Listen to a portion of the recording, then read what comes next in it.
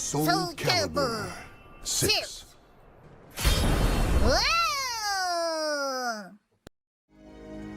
Ayo, it's me, Bigpapachunk. We are out here, and we are gonna do some SoulCalibur 6 on my internet that is still not quite fixed. But we believe it's getting better. At least the company knows, like, oh yeah, damn, your shit's fucked. But I don't know, whatever. We're working on it. But anyway, hi everyone. Yeah, it is me, Bigpapachunk. It is time for Wednesday night fights, and I have my good friends JJJ and Beanie Thuggish here to help me on commentary. How you doing tonight, Beanie? I am doing wonderful. It's Win and Freak Out Online Edition, episode 38 for 2025. I'm excited to be here. Let's go, Jay. What you been up to? I'm in a bad mood. I'm in such a bad mood, everybody. This is the perfect energy you want to start a tournament with. And you know what? Is it because the match arena code's not updated? No, it's because of you, Beanie. You're the number one reason why I'm in a bad mood. I love that. And the only thing that can make me feel better is if, I don't know, there was some sort of an announcement to be had. But that's never. It's SoulCalibur 6. It's a dead game. So, like, you know, there's not going to be any announcement or anything. It is a pretty dead game. I did not update the match arena page. Okay, well, while I announce and go talk about the match arena page, we have another special guest here. The King of Faustian himself, Chapter 47. We got baited. There really is an announcement. Yeah. Definitely no kings around here. But yes, thank you so much, Junk. I'm glad to be here. Okay, you talk while I... Oh, why is this...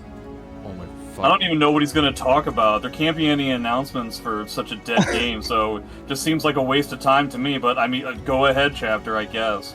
Yeah, I appreciate it. First of all, thank you all so much for tuning in to Wednesday Night Fights episode 38 over here at Bigpapachunk on Twitch. You know where you're at, but I'm going to tell you where you could be, which is going to be Fates Crossing and Bridge City. That's going to be coming up in January of 2026. So we wanted to go over some news for it right now. You should know that just over half of our player cap has been reached at this point. And as part of that player cap, we have 100% confirmed 4 folks from Asia right now and 2 from Europe. And we definitely have more that are going to be signing up here soon. And based on the ones here in America that haven't signed up yet, that I know are going to sign up, we are dangerously close to hitting player cap so far on this event. So if you haven't signed up yet, we would strongly consider that you do so as soon as you can, because we're going to do our best to rearrange the schedule. If we get a lot of players, we might have to move the team tournament to another day at this rate. But right now, we are on track to hit that cap before even standard registration begins. And as part of that, as something to entice you potentially to think about this, I'm going to go ahead and reveal something that we were going to reveal next month. And that as part of Fates Crossing, everyone will be getting an event badge for this event. Sick. And the art is going to be done by Yorozu, who did our All Is Vanity shirt. And we even got Mai, the floofiest, to do the art for the lanyard. So it is going to be very nice.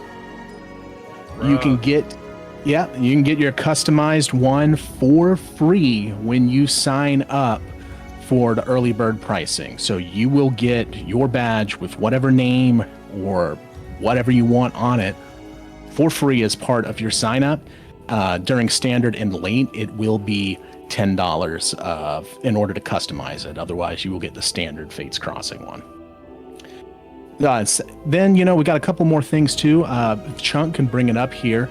Thank you all so much for booking a lot of the rooms through our sponsor, Kex Hotel. We are down to 1 room left after the spree that's happened the last couple of weeks. That is it. You're literally seeing the room on the screen. That is the only room left. And as you can see, we got our group code there, Fates Crossing, which gets you 20% off anything that you book through that room, or through that code, I should say. But right now, only 1 room is left. I am working to see if I can get more rooms released, and it's something that I want to brag about here.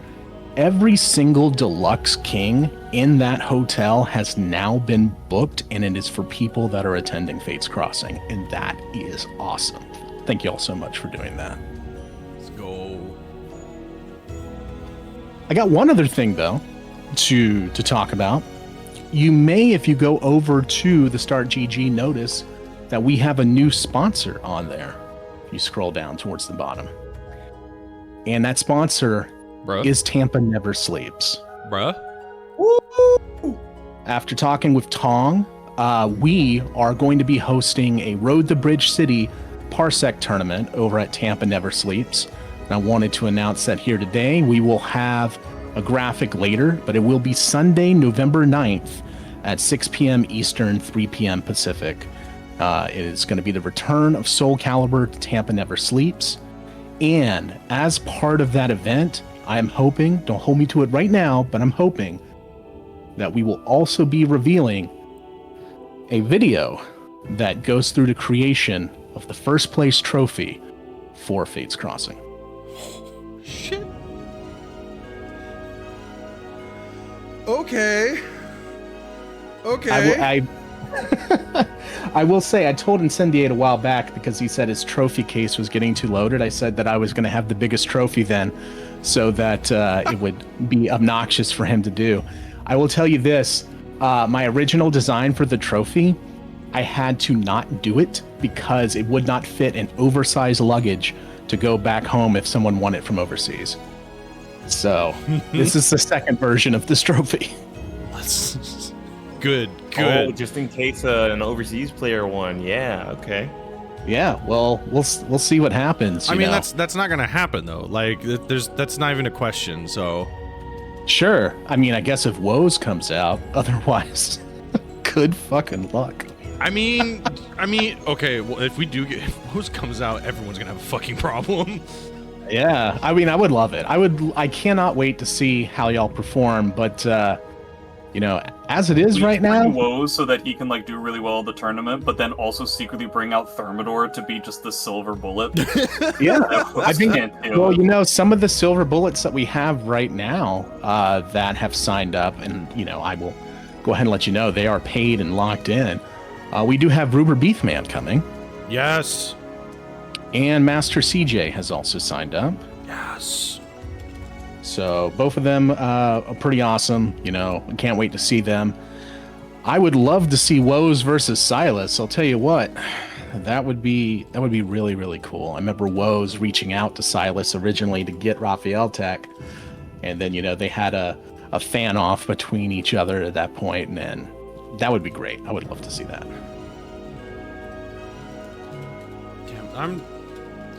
Damn, I have to wait 4 months for this. I know. Listen, I have so many things that I want to reveal right now, and I had to put that monthly reveal schedule on the page just to calm myself down. Oh, man. But I would love to show y'all the first draft of the badge right now. I would love to show you the initial model of the trophy right now, but I can't. I've got to wait until it's ready to be shown at this point. I cannot wait to do so. Fates Crossing is shaping up to be as bespoke as I wanted it to be. So if you've thought about coming out to any sort of offline SoulCalibur event, this is the one. This is definitely going to be the most competitive, and it's also going to be the one where you're going to get the full encapsulation of the SoulCalibur community. I remember when I went back to EVO 2019, I had such a infinitesimal idea of what the community was because I was so focused on 3 or 4 people within North America and the Pacific Northwest, and then seeing and meeting the French scene and Saito and a skill who I talked by email the other day, and he has shared the event. Also, Ailes needs to come, and this is me yelling at Ailes again. South Korea right now, how do you say it, Akyapo and Bluff have both been talked to. I'm really hoping Student will come out, his old ass, and more folks, but I think that all the people talking that raspy shit in your ear about the game being dead is not gonna, it's gonna melt away once you're surrounded by the literal best that's still playing in the world. The nice, world he was talking over. about me. I was the naysayer from before, remember, guys?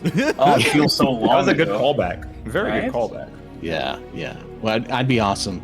JJJ, you have a standing offer to come here whenever you're ready. So I appreciate it. Yeah, I know. Perfect. It will probably never happen. It's okay. Beyond that, folks, I will walk to the West Coast. We can set you. We will set you up a train ride, man. We'll figure it out. But yeah, beyond that, folks, thanks very much. Let me ramble a little bit while we get started with Wednesday Night Fights. Once again, we're over half player cap right now for Fates Crossing. Please sign up when you can. We only got one room left in the hotel block. I'm trying to get that done. The hotel block is 20% off. Take advantage of it. TNS, the Road to Bridge City version for the SoulCalibur, is going to be Sunday, November 9th at 6 p.m. We will have a graphic for you later. Tong is currently working some Comic-Con somewhere. And we will be revealing, hopefully, the trophy during that, and as well revealing our badge, which you can get for free, customized right now if you sign up for Early Bird. Otherwise, it'll be $10 during Standard and Late Reg. Good thing I registered literally today, because I forgot to do that earlier. I booked my hotel and flight before I registered. Well, you know, of the things you could book first, that's definitely probably the best. Yeah, that's a little easy, but yeah, I am I am beyond hyped for this. I'm so ready to go. I've also never gotten to go to Portland, and I am beyond hyped for the amount of food that I'm about to fucking eat when I am over there. Yeah. Go to FalsteinFPC.com and check out Chapter's Choices list of 125 plus places to get your nosh on for sure. Yeah, no, it's just gonna be crazy. Yeah, this is gonna be like one of the coolest events that's ever happened. Listen, we'll see after it's done. Just I'm doing my best. Let's stick with that for now. That's it. I had a joke that came to mind, but I'm not gonna say it. I don't want to. Yeah. Okay. Anyway, all right. Thank you so much, Chapter, for those announcements. Go to this damn tournament, everyone. Block this shit out now. Like it's gonna be really, really cool. You're gonna get to meet a whole bunch of people that you've possibly only seen in Twitch chat or rarely before. And you're gonna have a lot of fun. It's gonna be great. I cannot recommend this enough. My Japanese is ass too, so if someone can speak it, please come out. Oh yeah, well that'll be helpful. All right, cool. All right, well they've been waiting, so let me go. Let me get Art Graves. No, not ArcaniteReaper. Art Graves and. Oh. Sorry, every time I hear ArcaniteReaper, I gotta do that. All right, so we're gonna get that going. But yeah, so we're gonna go first matchup, which is gonna be Art Graves versus SEDA. Arc Graves and SEDA. Holy wow, that took me far too much. What's ArcaniteReaper? It's a I'm weapon. wondering more who said it. Yeah, it's a weapon in World of Warcraft. There was a famous video about a guy leaping in the air with the ArcaniteReaper and going, "ArcaniteReaper, ho!" And like That sounds like some anime stuff. That's pretty good. yeah. Well, you know, it's a reference to Thundercats, of course, but it's a great video. You should. Oh, I thought it was a reference to WWF. Oh, yeah. I can see. Yeah, that. what's that guy's WWF, name? that's I deep can't cut. remember. Yeah. It's called WWE now. Holy. Well, I believe this that's is Woo. way before also, that. Ric Flair. Yeah, I was alive for WWF. I'm not that young. I'm 30. 30, man. I wish I was 30 again. No, I don't. Yeah, right? Yeah, I was gonna say I'm already feeling it. Someone asked me how old I was when I was playing. I think we were playing 2XKO last weekend at my locals, and someone was like, "Hey, how old are you, man?" I said 30. They said, "Damn, Unc!" And I wanted to leave the building. Yeah, it never gets better. Yeah, It I'm only gets worse. I got fried. I'm 40 today, and I went into a store. Today? No, well, in August, doesn't matter. I'm Oh. 40 now. Okay. I should say. But no, I went into a store, and there was like a 12-inch tall skibbity toilet figure, and I was wouldn't just even know what like, that means. "Oh, it's the death of culture." That's what it means. Okay, yeah, so that's a different language to me. It was just this past month that I had to explain who Adam Sandler was to somebody. They only know Kevin Hart now, Right? unfortunately. I'm going to tune out and let y'all get to this match. Once again, thanks everyone, and good luck to Art Graves because he's on Falstein's. See you then. Yeah, we got the bias. Let's go. Bro. Let's see how hard it Nice. does versus SEDA. I do think that Sophie has a really good time in this matchup if she can block one thing and get started. But Arcgraves is very good at keeping his pressure small and compact and not creating a lot of options for people to blow up.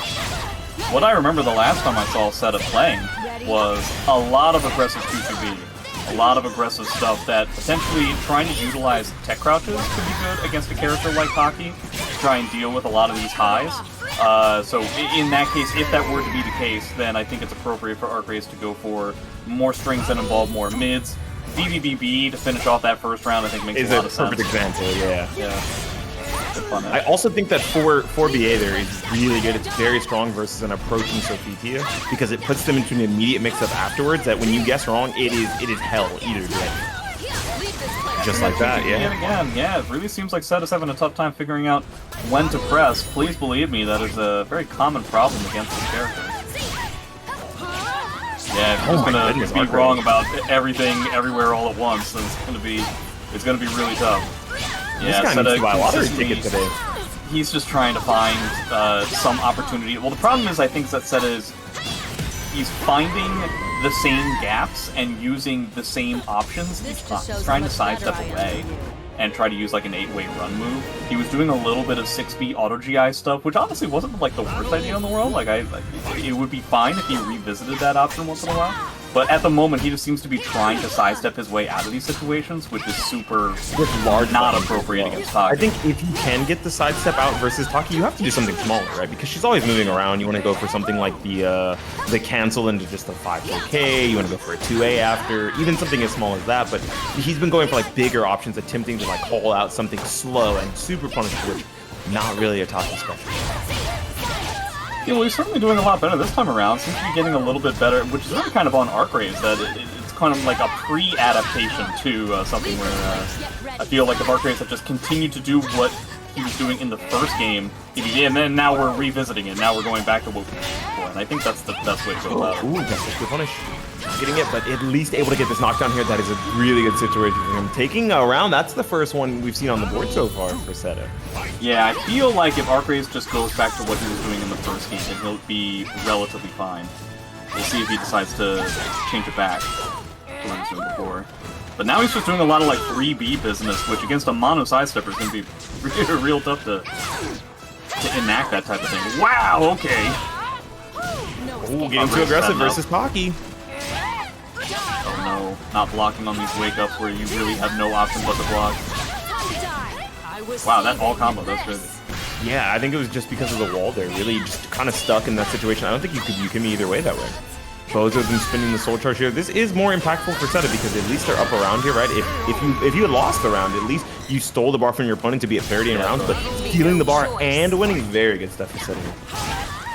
Part where Arcgraves SEDA put himself at -12, and I don't think that Arcgraves was thinking about it. He could have put SEDA in a real rough situation. I'm really surprised that we're going for like so much 3B, considering how much SEDA is sidestepping. Yeah, this is the kind of stuff that I would have expected. Exactly, especially with the first round not really needing to use too much 3B.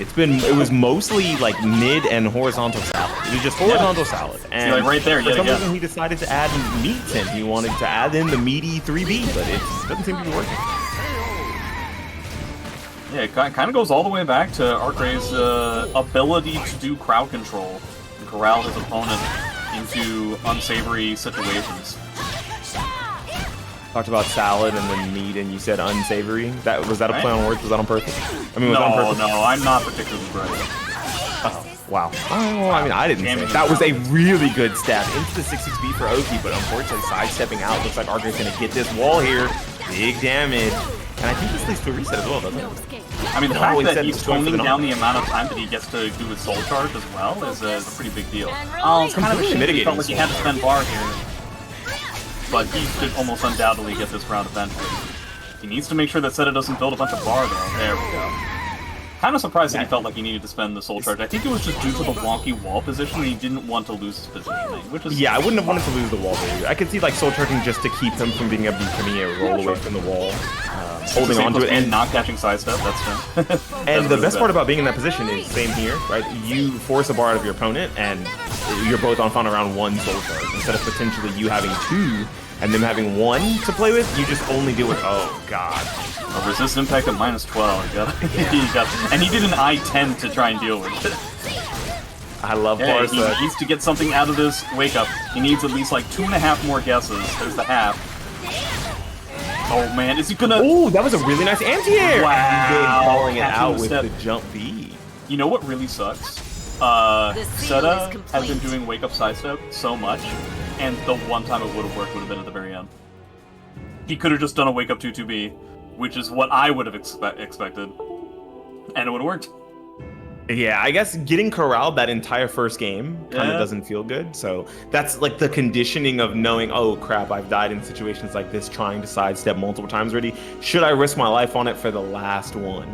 And the Yomi back and forth is, yes, you should have, because if you don't, then I kill you with this. But of course, you're not going to know that.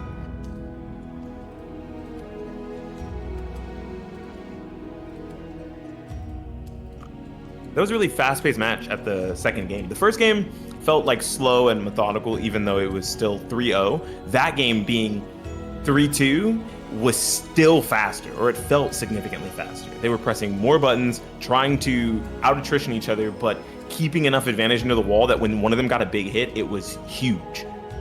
Well, also overall, I feel like the first game was much more one-sided. Our Grøh was corralling the movement to such a significant degree that SEDA never really got the opportunity to play. And then he started jamming in a little bit of kind of like pre-adaptation that wasn't necessarily accurate, which gave SEDA the opportunity to play. Plus, SEDA, I feel like, just kind of got a little bit more warmed up and had the opportunity to do things like use meter. When both of them were in Soul Charge, it really seemed like SEDA was in control the whole time. And so that really helped out a lot as well. And so then it was just like trying to adapt to SEDA's pre-adaptations, and that's what I think ended up Welcome to the being stage of clincher there. history retold. Oh, yeah. Like, it didn't feel as if Artgraves had to change too much on offense for the match to be taken down, but I like the adaptation preemptive to see if SEDA would bite on it, and it worked out, right? Taking it to a 3-2 for that second game, but still chose Let's do to this. attempt to, oh, look, another Taki. Wow, we get to see two Let's back to do back. this. Double Taki. Let's do To this. blocky. No, we don't block. What are you talking about? What's that, man? Well, double Aki. Okay, I see what you mean. I see what you're Oh, getting is at here. I'm this picking up why what you're Chunk was having such a hard time with ArcaniteReaper before? Because there was Archers and ArcaniteReaper okay. back to back in the bracket, right under each other. Siegfried v Taki, I have no idea what this matchup is like, other than the most obvious archetypical type options. Last time we saw Juice play in this, I think he got to like winter semis or something like that, and I think he did it entirely without using the guard button, so I'm interested to see if he's going to be able to pull off the same thing against Taki. Also, not even AGA. Remember that too. Yeah. I don't know entirely how much AGA is pivotal in a matchup like this. I feel like you can get tech crouched under pretty commonly against Taki. Trying to use it to keep out a character like this would also be pretty tough. And I don't think that Taki is very often -16, but somebody can let me know if I'm wrong. Not too often. She's not the kind of character that usually needs to go into -16. Really option. unsafe stuff, yeah. Right, I think the only thing that I can remember off the top of my head that's -16 that Takis will use to try to finish around is like 6-6K. Yeah, sure. That makes sense. It would be awesome if we saw an AGA lethal hit on a 6-6K. Step aside. I've sinned enough already. Something tells me we're not going to see that, though. That's Something what's tells me we're next. going to see a lot of ArcaniteReaper as the Taki player running into a big sword. I feel like that's... The major trick is dealing with the keep out. Ends here. I also don't think particularly that if Taki gets in, that the damage threshold is enough to really scare Juice, right? Because Juice is a player who's fine risking it big, knowing most characters aren't going to outdamage him. I think that the last encounter that we saw in that first round is a perfect example of that, where Juice is always going to feel comfortable cycling through his options, whether he just got hit or on block or stuff, and it will be up to ArcaniteReaper to be correct more times. I mean, it's very typical in a matchup like this. Yeah, You a have to be zoner ready. versus big button character. You got Or base big hold, button you got character. step duck into 3B, you got a variety of different, you can just jam 3B from Juice, and he's going to feel comfortable just like he's been wrong what 3 different times, now it's 4, and still all that jamming did the was just buttons put him into regardless. Dark Legacy. Yeah. Juice is definitely in charge of this matchup so far. This definitely feels more like the kind of matchup that, unfortunately, ArcaniteReaper has to play slower. But that's not particularly good for Taki. Like, Taki Honestly, kind of wants he can play just super faster. That's always the thing that I talk about, is that, like, I think both options are a perfectly reasonable thing. I think playing incredibly fast or playing much slower are definitely ways to go. Yeah, we end up getting caught by the frame trap.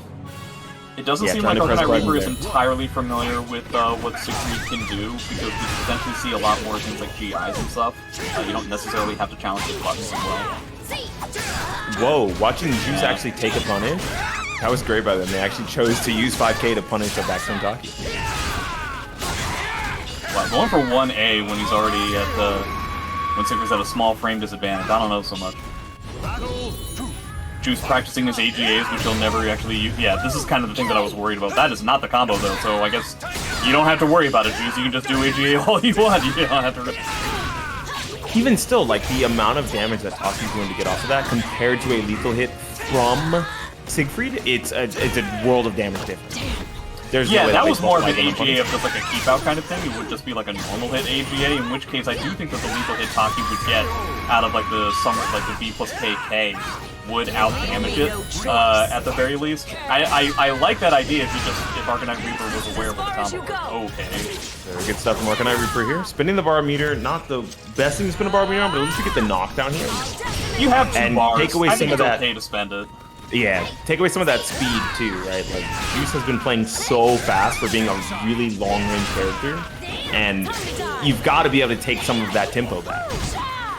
Juice overall, I think, has just been putting ArcaniteReaper in the same 2 or 3 situations that are just like either slight frame disadvantage for Siegfried or with pushback, or frame advantage, and ArcaniteReaper has not been fully familiar. Yeah, I mean, you know, CE for CE, right? So I remember specifically the first time I ever watched Juice, they did CE backstep CE, and it hit. I was so mad. Like, the first one was blocked, they backstepped another one, and it countered it, and I was like, man.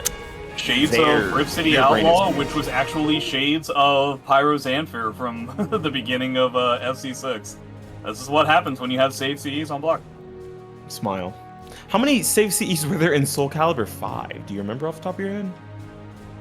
Save CEs on block? Yeah, not many, right? It's significantly less than this game. I'm trying to think if there were any at all. I guess Viola's technically is. Oh, yeah. There you go.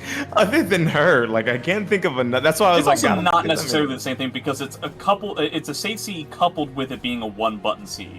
This is one of the things that I've been pretty vocal about disliking so much, is like, I feel like a lot of what you end up seeing. This also goes to Zhanghua and the frustrations that people have with Zhanghua, which I do think are moderately justified with regards to how frustrating it is to play against a Zhanghua when they have a CE and you're dead to a CE, which means you can't do any lows, you can't do any verts, you can't do any highs, you can't do anything unsafe, and the Zhanghua opponent's kind of not really playing the game anymore, right? They're just kind of waiting for you to do a screw-up, because anybody, except for me, I guess, can react to a mistake and go for a Zhanghua CE. With it being a double quarter circle back in SE5, you didn't really see that anywhere near as much. Yeah, it was very infrequent to see double CE, even if it was something that was safe, because you're having to actually expend mental resource to think about and execute it while pressing one button. It's significantly less taxing.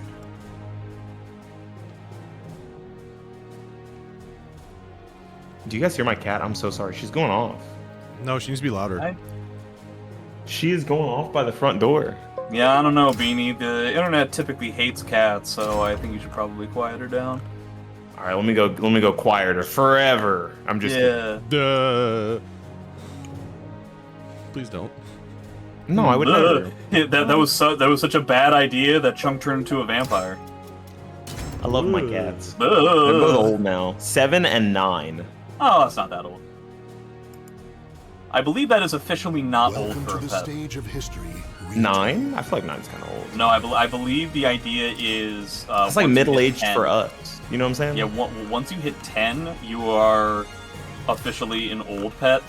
and then it's just whatever the old pet has to. Do you hear that, Cheeto? You got like 5 more months into your old. Jay called you old in 5 months. He said you're decrepit. Ooh, Sweatyspaghetti versus Infectious. Sweaty's a player Now we haven't been this- seeing. I haven't seen too much Sweaty in comparison to previous when. It's been a while. It's been a yeah. while. It's been a while since we've seen Sweaty compete in some of this stuff. Infectious is here all the time. And I guess one of the reasons why I'm especially excited for this, I don't know how it's going to go. Infectious is almost assuredly the favorite just because he's the one that's been playing and competing in Wednesday Night Fights for this whole time. But this is a matchup that I really wish we got to see more often. Okay, well, I do think I Grøh really has a wish we were great seeing time in this Grøh- matchup. Yeah, There's he a gets lot to of go in all long-range the time. buttons, His yeah. damage is really, really strong. He does need to, like, deal with unblockables appropriately. 668 isn't necessarily, like, the important button here. I do appreciate the post GI. That's not optimal, I don't think, but, you know, it's something. My favorite thing is that most of Grøh's good go-in buttons versus a character like Ivy lead to knockdowns, which means she doesn't have access to a lot of her strong standing options. She just has to guess over and over. It's funny that you mentioned that, and then Sweaty went with He does 668 instead of 668 rather than 668B. I'm kind of surprised by that. But Yeah. one of the things that you have to be familiar with when you're dealing with Infectious that you do have to be able to break CS regardless of what kind. Like, I do think that the Grøh does particularly well against Ivy, a very sticky character, but one of the weaknesses that he has is that he really doesn't have a lot of tech crouches, which is one of the ways that a lot of people try to deal with command grabs from Ivy, because obviously breaking them doesn't actually provide you any kind of reward. But Grøh doesn't really have the ability to tech crouch all that much, so we're probably not going to see that. We may not see much of these rounds in general, because Spaghetti hasn't really gotten a chance to play the game yet. Yeah, Infectious has been running over Sweaty for those. There we go. There's the 6-6B. That's the Well, that was number kind one. of scary because he jumped over. He basically did hopscotch over Infectious's attack too. Yeah, this is Ooh, one that thing was that a really Ivy, nice OS. Yeah, this is one thing that Ivy does have against Grøh is that the Grøh teleport soul charges, they don't actually work on Ivy at all. Christmas Yeah, that's deals a with full them OS, I assume. in there entirely. Oh, I like the ring out. Oh, thank God! I Attempting was to so try that scared. reverse ring out. I was so scared that Wall Rising B was going to do the thing that Wall Rising B does. You can tell who the Xbox players are, you know? Like, they want to scum you out. Man, Spaghetti, sometimes it's just like hard blocking. It's just like running in there and not having a good opportunity. Here we go, though. Do we go into Soul Charge? We don't. I don't think yet. I think instead. Oh, we're no! going for the trap. It's a bad position to be in now. Okay, there we go. I like taking back the He's ring still out there kind of a instead bad of me situation. pressing Yeah, the he button, died. but I think he's dead. Show me your power. It was a really smart thing to do to reposition there instead of trying to like take your turn immediately, right? Just to beat a GI, to bait out any defensive options. But unfortunately, sometimes you still just die to the ensuing mix-up of 2-2B. Yeah, I Or is mean, that it's one of the 2-2A? problems. 2-2A, yeah. It's one of the problems about very similar to Azwel, where you try to adjust, and if you adjust one way with regards to the ring out, then the character just has a reverse ring out or a side ring out. It can be a very frustrating thing because it doesn't actually matter where you adjust yourself if the ring edge is on the horizon or closer. And he keeps Yeah, the trying to option use if you're 668 fighting- in there. Yeah, I was like, I think the option when you're fighting Ivy a lot of the times, which is unfortunate because she has a lethal hit for that as well, is bad stepping away from the ring edge. But then she has a lethal hit for it, so, you know. Or she just like constantly builds meter and just like stays over there. It can be very frustrating. You can whip for getting over to the ring edge. Minus 16 gets 9-12 punish. Pretty good, though. Yeah, just gonna, I always like to tap say him out. that any punish is better than no punish, right? Like KISS. Keep it simple, stupid. That's gonna kill, isn't it? Oh, thank God. Oh my God, I was so scared. Like, I feel like he got confused as to whether he should go for the ring out or the full damage, which I think either of them could kill. So he got like half and half. God, that scared the hell out of me. Gets the 60 plus K again. Go for the Oh wow, so some sort of like whiff trap we've got going on. There it is. I like that he's constantly trying to beat the reverse ring out with buttons that will hit airborne, so that he doesn't just immediately lose to jumping B. It's really interesting that he's going with 668A instead of 668B. I wonder why. Yeah, that's the, like, basically every time. I think one time he did 668A solo, but maybe that was supposed to be 668B. Otherwise, it's always been 668A, which I think Ivy in disadvantage from that far away is not really that good for me, because, I mean, that's a command grab that goes kind of far. Okay, got the bar now. I think he's been one of them here. Yeah, the 6-6A. Oh, wait. Oh, wow, not enough to kill. Really wanted it. You didn't go for the 6-6B, the 6B plus K that you were going with before? Or even just the 236B? Yeah, I could have spent the 236B and spent a little bit of meter and killed there. There we go. There's the clash. The 6-6A clash to get an AA. Out of all the ways I thought that round was going to end, that was not the way that I thought it was going to be. 6-6K puts Ivy in reverse. I love this game. God, this game is such a dirtbag. Alright. Ooh, something under. Okay. Okay, but once you do hit with it, you do kind of have to respect Grøh, as he can hit you very hard. Oh, okay. I want to like opt to spend a second meter here to just close out the round, or I cannot believe that was considered jumping still. That doesn't make a whole lot of sense to me, but okay. I could have sworn that hit her in stilettos, but you know. Nice sidestep. We don't know. That's not gonna work. Oh, it is. Going Okay, to be great. just long Oh enough. my god. Sweatyspaghetti making me sweaty. I've got no spaghetti. Some of these things are just barely. Just hit him with just so very close to not being right. Yeah, I was trying to. It was obvious I was trying to avoid that phrase, and I took too long to be able to do it. I'm standing on business. That was just the tip, and sometimes that's all you need. For some people, I guess. Welcome to the stage of history. It's a good starter. It was enough for Sweaty to take that round, and that's what matters. Probably a pretty good stage for Spaghetti. He doesn't have to worry about ring outs all that much. It's not gonna have to worry about wall combos. Wall pressure I either. don't remember which character has better wall Grøh pressure. does not have good wall combos, so this is fine. His wall. They're okay, but they're not particularly easy to get into in comparison to Ivy, who can wall you off of like multiple various starters that are really easy for her to get.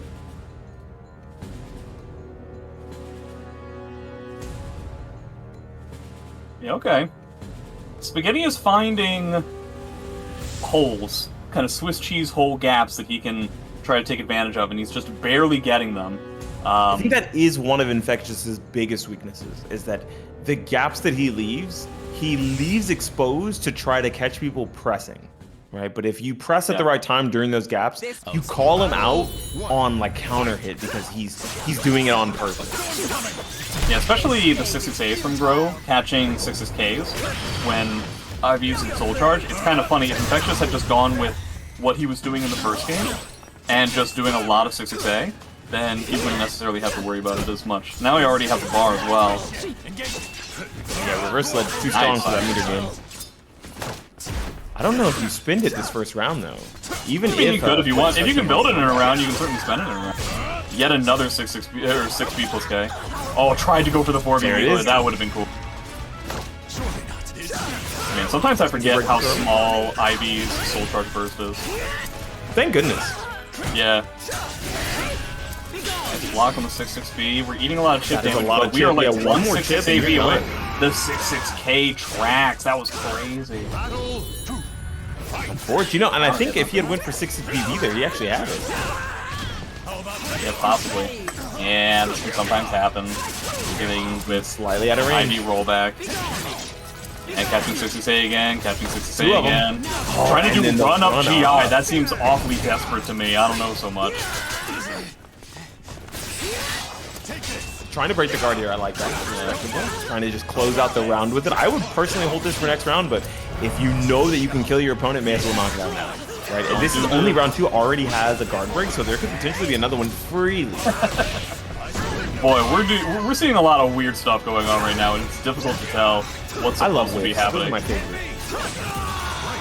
Man, what a clutch grab rate from Infectious to make sure that the round wasn't stolen from him. Plus, he didn't have to use the guard rush too. Oh, we're not blocking, we're not ducking those third hits anymore, are we? That's good job. Okay, there we go. No spending any bar. Oh, the stagger throw getting called out by the RE. I think Infectious has been right on every RE so far. I was gonna say that he can get a huge punish here. Oh no, dropping it. Able to get something here. This time the back throw again. This time not getting broken. Alright, well if you're right about grabs, you're right about grabs. I guess you don't have to worry about all that much. You didn't have to spend meter or nothing. Oh, nice catch on the first hit there. Yeah, not you kidding. Maybe able to get something here. Oh, going for something just completely unsafe on block there. Expecting maybe Infectious would press a button delayed. Oh, he you get a huge punish here. That's a pretty good punish. Spends a lot of the soul charge gauge doing that, but you know, Yeah, I guess it's you fine. still get the mix-ups after. Oh, Nice catch on the big 6A. leap. Yeah, that makes sense to me. And you have a ton of bar that you're not going to have to need. Infectious And that's gonna take it. Sweaty did put up a good fight. I mean, his name's not He was Sweaty getting a Spaghetti little for bit nothing. desperate in some spots. There got to a point where he was just dealing with 6A in a really tough way. I will say, I do think that Grøh does well in that matchup, but certainly not as good as the characters that can actually punish 6A hold on whiff from like across the screen. Your Hildas and Minas and Azwels and stuff like that. It's a different kind of matchup where once you get in, you have like a whole lot of options that you can pull off there. But at that point, I feel like playing SoulCalibur is the best way to go about it and just beat Ivy up in frames. That's much easier said than done considering the amount of damage that Ivy's going to get on a correct read, or more importantly, if you can't break CS, which we only saw one time, but it's potentially the thing that bothered Spaghetti for the rest of the game. If that ends up being something that you have to worry about, then I guess you can't necessarily play it that way. Yeah, like the range game was what won there, but it was mostly impatience in the range game. Because we both know that Grøh has strong knockdown get-in tools, but they have to be used effectively in ranges where you can find a gap in her pressure, but 6A was just dominating him in neutral to the point where he ran into it multiple times. Welcome Yeah. to the stage of history. Eventually he was even going like run up GI or like run up duck and stuff like that. It's just like you're not getting a whole lot of reward, and you're risking kind of a lot on top of things, so it's just really, really tough. Walking and blocking is definitely the way to go, but again, you know, on Parsec it can be pretty tough to pull that off. All right. Also, real quick, shouts out to shouts out. Sharts out? Yeah, Jesus yeah. Christ. Let's go. Let's show. Palm trees. Yeah, get everybody's poop out here. Palm trees for the 5, ArcaniteReaper for 20, and Rotor with 55, and like some of those change to put in the retro. It's kind of nuts. Shouts out. We're already at 87.94, and there's still 27 codes remaining. Let's do this. Go get them. All right, Charlie and Artgraves. We've seen this Oh, before. this is gonna be fun. Yeah. Sometimes Artgraves pulls out some tech, some timings, and some setups that are really, really cool. And then other times, and what I find happens more often, is that Charlie just kind of does what she does, and it ends up working.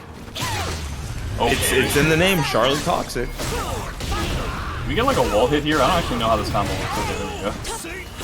Yeah, it kind of splats Have you- them right at the wall, and you get one more mix-up, and then Have you guys ever been right like 13 times in a row and your opponent's almost dead? that's literally Argers. That was his last match that we saw. Oh, no. Like, Oh, this is no. gonna be the wall turn combo, Yeah. and boom, put him up against the Obviously wall. not dead, but you're gonna have to deal with a pretty hefty setup here, I think. There it is. And does it again. I'm telling you, Charlie Toxic gets in the name. That one's also gonna wall.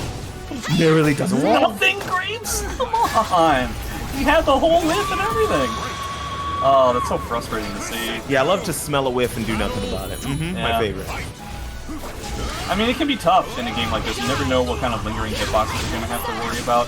One of the other main things that I always talk about is that I would love to see Taki optimal punishes against Axlo on block. We'll potentially get to see that in this set. But, boy, we're looking at the exact same type of set that we saw before. We will see if Artgraves is able to finish it out, or if we're just going to have to deal with wall pressure again. I feel like Charlie's just going to go with Axlo and potentially take this. I was gonna say try not to that's give reverse, Charlie that's reverse. time to Axlo, yeah. Yeah. What you no, want yeah, here- mashing there I definitely think makes sense. And there it is. Just not giving Charlie the time to set up the offense again, as long as you're in back turn or standing. That I-10 is really powerful whenever they're in Axe, right? When they're in Axe, you're less likely to be checked on your I-10. So sometimes they just have to hold it because attempting to go for Axlo force them into a situation where they're just taking extra damage for something that's going to reverse the situation that might never come. Trades. Axwell is in full. But I we love also that, have double bar from both Yeah, I was players. gonna say, I love that there's 2 bars. Nice punish, I guess. It's okay. The optimal one is very difficult to pull off, so Yeah, they're on bars, like, that's true. it's a shame that we didn't spend meter though. Leave me no choice. I'm kind of surprised we don't see like more like soul attacks out of time. Now obviously getting like a huge wall combo out of this. Ooh, this is good, yeah. Definitely pretty solid. Ooh, and the back throw after. Man. Still the same combo, too. Wow. The amount of damage that they got out of that back throw was garbage compared to like what it normally is. Wow. You know what's crazy? I'm pretty sure Arcraves, if they saw that the 3BB hold was happening, could have just like CE'd. Yeah, either CE or sidestep Yeah, obviously sidestep is like probably the most optimal way to go, but it's just kind of fun. I do appreciate Arcrave's decision to go with the exact same stage. Yeah, I think this is a good Taki stage, right? Really small, all walls, you get tons of combos here, you don't have to worry about the ring position getting turned around on you and then you die, you just take a wall combo. A lot of strings, we're kind of going through the same process that we were going with before, and then eventually Azwel shows up and Arcrave tends to fall apart. Now we're going to have to deal with Azwel potentially giving you the wall combo, so we're doing what we were talking about before. Arcrave just trying to interrupt with a lot of buttons, trying to make sure that situation doesn't happen. But now it's getting countered. It's not the worst, I will say, because a lot of Taki's buttons, because of Mekimaru, or Rekimaru instead of Mekimaru, have the purple, and the purple means that it does chip damage on block even outside of Soul. So there's a lot of situations where you can at least start to set up your win condition on block by chipping your opponent out and getting them low enough that they're in a one-touch or a two-touch situation instead of the 1,000 needles that this character generator needs to win. Okay, we got an AA. We could have gotten like a 3B punish, but... Oh, is that the back throw? It is. Pushing towards the wall. You're going to run up. Yeah, running up with the 6-6B. Gaming a lot of Azwel stuff right now. Azwel stuff right now. But actually, kind of transitioning into more spear stuff that we've seen so far in this game, which wasn't really present in the first game. Sword art? Yeah, they're in sword, so that was the fastest possible options they had. Okay, we're over here again. Yep. Charlie's I feel like this has happened like 4 or 5 times. Arcraves is just constantly having a tough time keeping the Oki against a rolling opponent. I'm kind of surprised, considering I thought that 3B was like... Yeah, not using a lot of 3B to try to keep the piece, right? Yeah. Like, to corral them and keep the piece, you could just 3B on wake up, but instead using a lot of other options, and they don't seem to be working very well. Charlie mashing out in that situation at -2. Good stuff from Charlie. Me no choice. Run up AA, makes sense. Okay, could have gotten a huge punish there, but... These drop punishes are really going to start adding up. The one time that Charlie gets up and blocks is the one time that Arcraves did a 3B. No way that's gonna hit, right? They were running. I saw them moving, but I assumed that it was gonna be a block. I thought they were bots. Damn, that stinks. I feel like that's purely a Parsec thing. There's no way that kind of... I think you're dead. No, you're barely it's alive. just no. We have to deal with Azwel. That is definitely a will it kill clip, though. This is as far as you go. I don't think this Watch is. he gets out of it somehow. Okay. Okay. No, yeah, it's hit, yeah. And that was air hit too, right? Yeah. Yes, This but will do a lot. It's full. Yeah. Stay down. But I'm sure Charlie's okay with that. Because there's that 6B, that zoning button to close it out. Charlie taking that 2-0 over Archer. Is that would you guys consider that an upset? No. Charlie, I guess Charlie has that style. I was under the impression that Charlie tends to win against Arcraves. I might be wrong about that. Yeah, I haven't looked at the actual head-to-head numbers. I mean, I could just like check on. Yeah, if somebody TV, told but me I'm that I was like- wrong about that and Arcraves tends to beat Charlie, it wouldn't blow my mind. But I was under the impression that Charlie tends to win. I don't remember. They haven't I feel played like versus changing it up. Some of in the these past whiff, some of the missed whip punishes. If we got 3Bs out of those, that would be pretty good. Or block punishes, that would be pretty good. But then also, more importantly, is just how many opportunities Charlie ended up getting from rolling on the ground, rolling out of bad situations, and Arcraves kind of getting tripped up, assuming that the opponent was going to come back standing. Getting a small amount of damage and then going back to neutral could be another way that Arcraves could play it, but that does end up yielding some much bigger risks, because then you potentially have to deal with Azwel again, you have to deal with like getting, how that first round in the set ended up. So maybe because of the way the first round of that set went, it kind of altered how Arcraves wanted to play it. because, yeah, I was right about all these strings, and I was right over and over again when the opponent was getting back up, but then eventually an Axlow happens, and then suddenly I'm 2 to 3 mix-ups away from losing the entire round. So maybe that's why Argraves felt like he needed to alter his style. Yeah, I think that it's unfortunate how infrequently you get damage in that matchup and have to risk your life constantly to stay on Azwel. But if you stay on Azwel too close to a wall, especially on a small stage, you put yourself in a bad situation. But if you don't, then you're giving the character the space to reenact the game plan that they want anyway, which is zone you out with axe buttons, use sword when you're up close, and then eventually hit you with one of the weapon arts to finish the round as a win condition. And Tokido? Yeah, I'm looking at that too. I was confused. I guess he plays some. Tokido's in this? Sorry, no, I pulled up the Virtua Fighter stream. They have Tokido on stage with the head Virtua Fighter devs. I believe him and Idazan both play. Idazan, yes. Tokido, I don't know. That's not a big that's not a big surprise, right? Both of them are literally professional fighting game players, and they have been. I was gonna say, wasn't he in SoulCalibur 5 Evo? Who, Tokido? Yeah. Didn't he play? Wasn't he a scumbag? So was Idazan. So was Fudo. Yeah. He did the Infinite before it got banned. I remember this. Yeah. It was like one of the last times Partisan ever competed because he traveled all the way from Canada just to like get rung out like 6 times. I thought it was like 4 out of like the 2 games. I mean, but maybe literally every single game is centered around from Tokido is centered around getting the back grab infinite. I think they took that there was a video, like an actual VOD, I'm sure they took it down. I think it's gone. But I remember it. I did, like, as clear as day. Yeah, if you can't find that specific video, then I'm sure you can find, like, maybe a Twitch archive or something like that of just, like, the sets in general. Man, we're seeing so much Taki today. It's crazy. This is the 3rd Taki, yeah. I got big character today. Taki versus Grøh. I personally feel like this is Grøh's worst matchup in the entire game. So I'm curious to see how this ends up panning out. Grøh has a real tough time dealing with a variety of pieces of pressure from Taki. Can't really use backdash to get away. Everything gets punished. The Avenger mix is completely unimportant to Taki. She can actually just I-8 her way out of everything all the time. It's hard to corral a character like Taki as well, and that's something that generally at the beginning of his game plan, when he's starting what he wants to do. He wants to corral you, he wants to force you to think you can't sidestep, that you can't backstep, that movement doesn't feel like a real option, but Taki has so many fast buttons that he generally.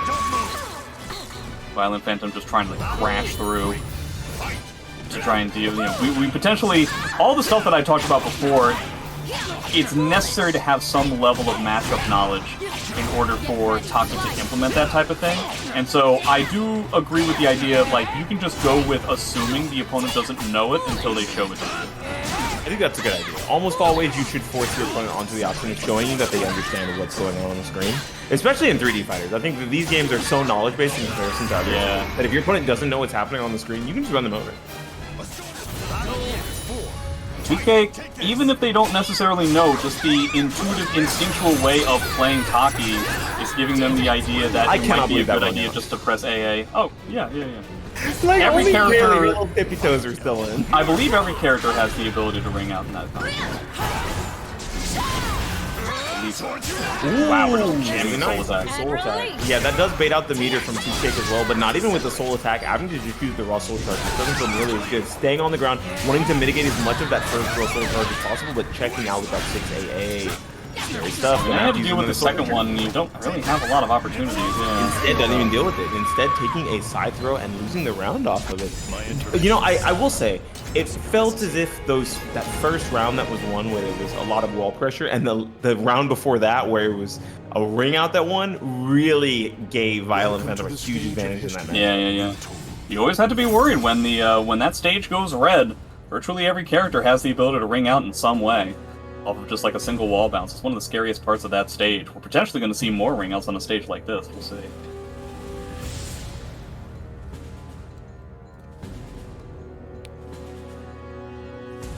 A very long stage. Something tells me that they're going to find a way to make the narrow part of the stage even scarier, but we'll see.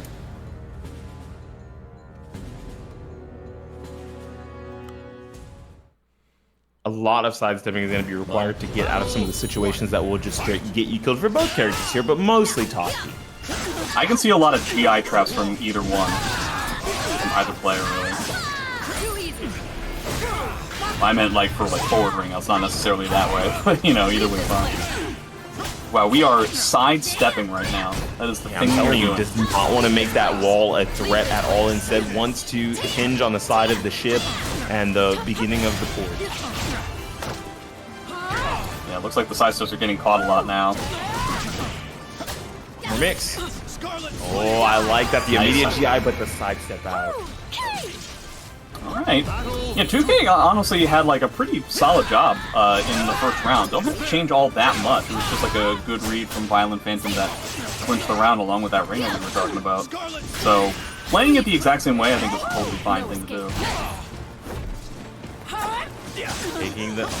Taking the initiative, trying to go for a jumping attack on their wake up, but ViolinPhantom rolling around there, making that, that button whip. Why did the 2-2-P combo whip? You know, sometimes I wonder. That'll pass. No, it won't. This game is so fun. Specifically because he did the B. And it pushed him high enough into the. We just rolled our ass right into that 2A plus B. I did not realize we were playing Sonic the Hedgehog. Everyone's just. Hey-oh. They go fast. Oh, it's a 6 we're pressing some buttons right now. 1As, huh? That was a 1A run counter on a knockdown. On a hard knockdown. Don't get rung out. Might want to spend your bar. Instead, just take a throw. That's the second time ViolinPhantom they've been able to close out the round with the throw. Be no choice. 2 bars to 1, 2 rounds to 1. We're doing more strings. Man, ViolinPhantom is committing so heavily to these sidesteps. And I think if toothcake is able to figure that out, we could potentially see, yeah, like, we're getting a lot of counter hits, I just hope that we remember. Oh no. Oh, this could be a very big deal. That could have been a lot worse. And there is another throw, not able to close it out, not yet though. Using wow, the we're gonna spend soul charge here, huh? I think this is a good thing to bait out. Baiting out that soul charge is really good here because now you only have to deal with 1 soul charge in the final round situation if you can bring it to that. Your soul charge is almost over. You've just got to hint on one more mix up here, and oh my god, getting smacked in the face with the. That did not combo, by the way. The battle is over. No, that was mid high. Oh, that didn't. You're right. Yeah, that did not combo. He was just magic there. Very unfortunate. Could have maybe attempted to soul charge through, but instead just pressing a button or something. Yeah, not on hit.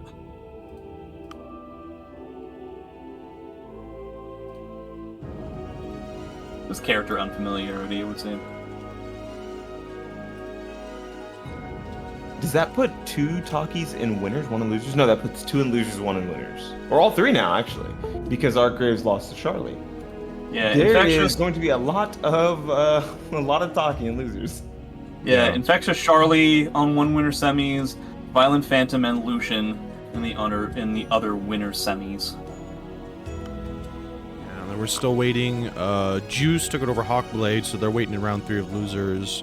Same with Sweatyspaghetti over ArcaniteReaper, and then Artgraves and Soda Play are playing it out. Good luck to Soda. And then Toothcake is going to have to go fight Sane to try and make it through back to losers round 3 to fight Juice. Is that the Ivy Sane? Yes, right? That is correct. Yeah. Oh wow. Okay. Sane is back. Cool. Good to see them. Ivy Sane is insane in the membrane. Am I right?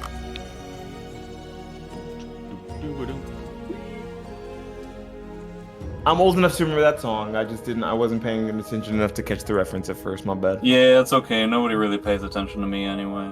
That's not true. Your accidental callback was pretty good. You know, the one the chapter did where you're saying that this game is dead, no one gets any, we're not going to get any announcements for it anymore. I paid attention. What do you mean it was an accidental callback? I mean, like, I don't think it was planned. Like, it's not the WWE. We don't just, like, plan stuff like that, right?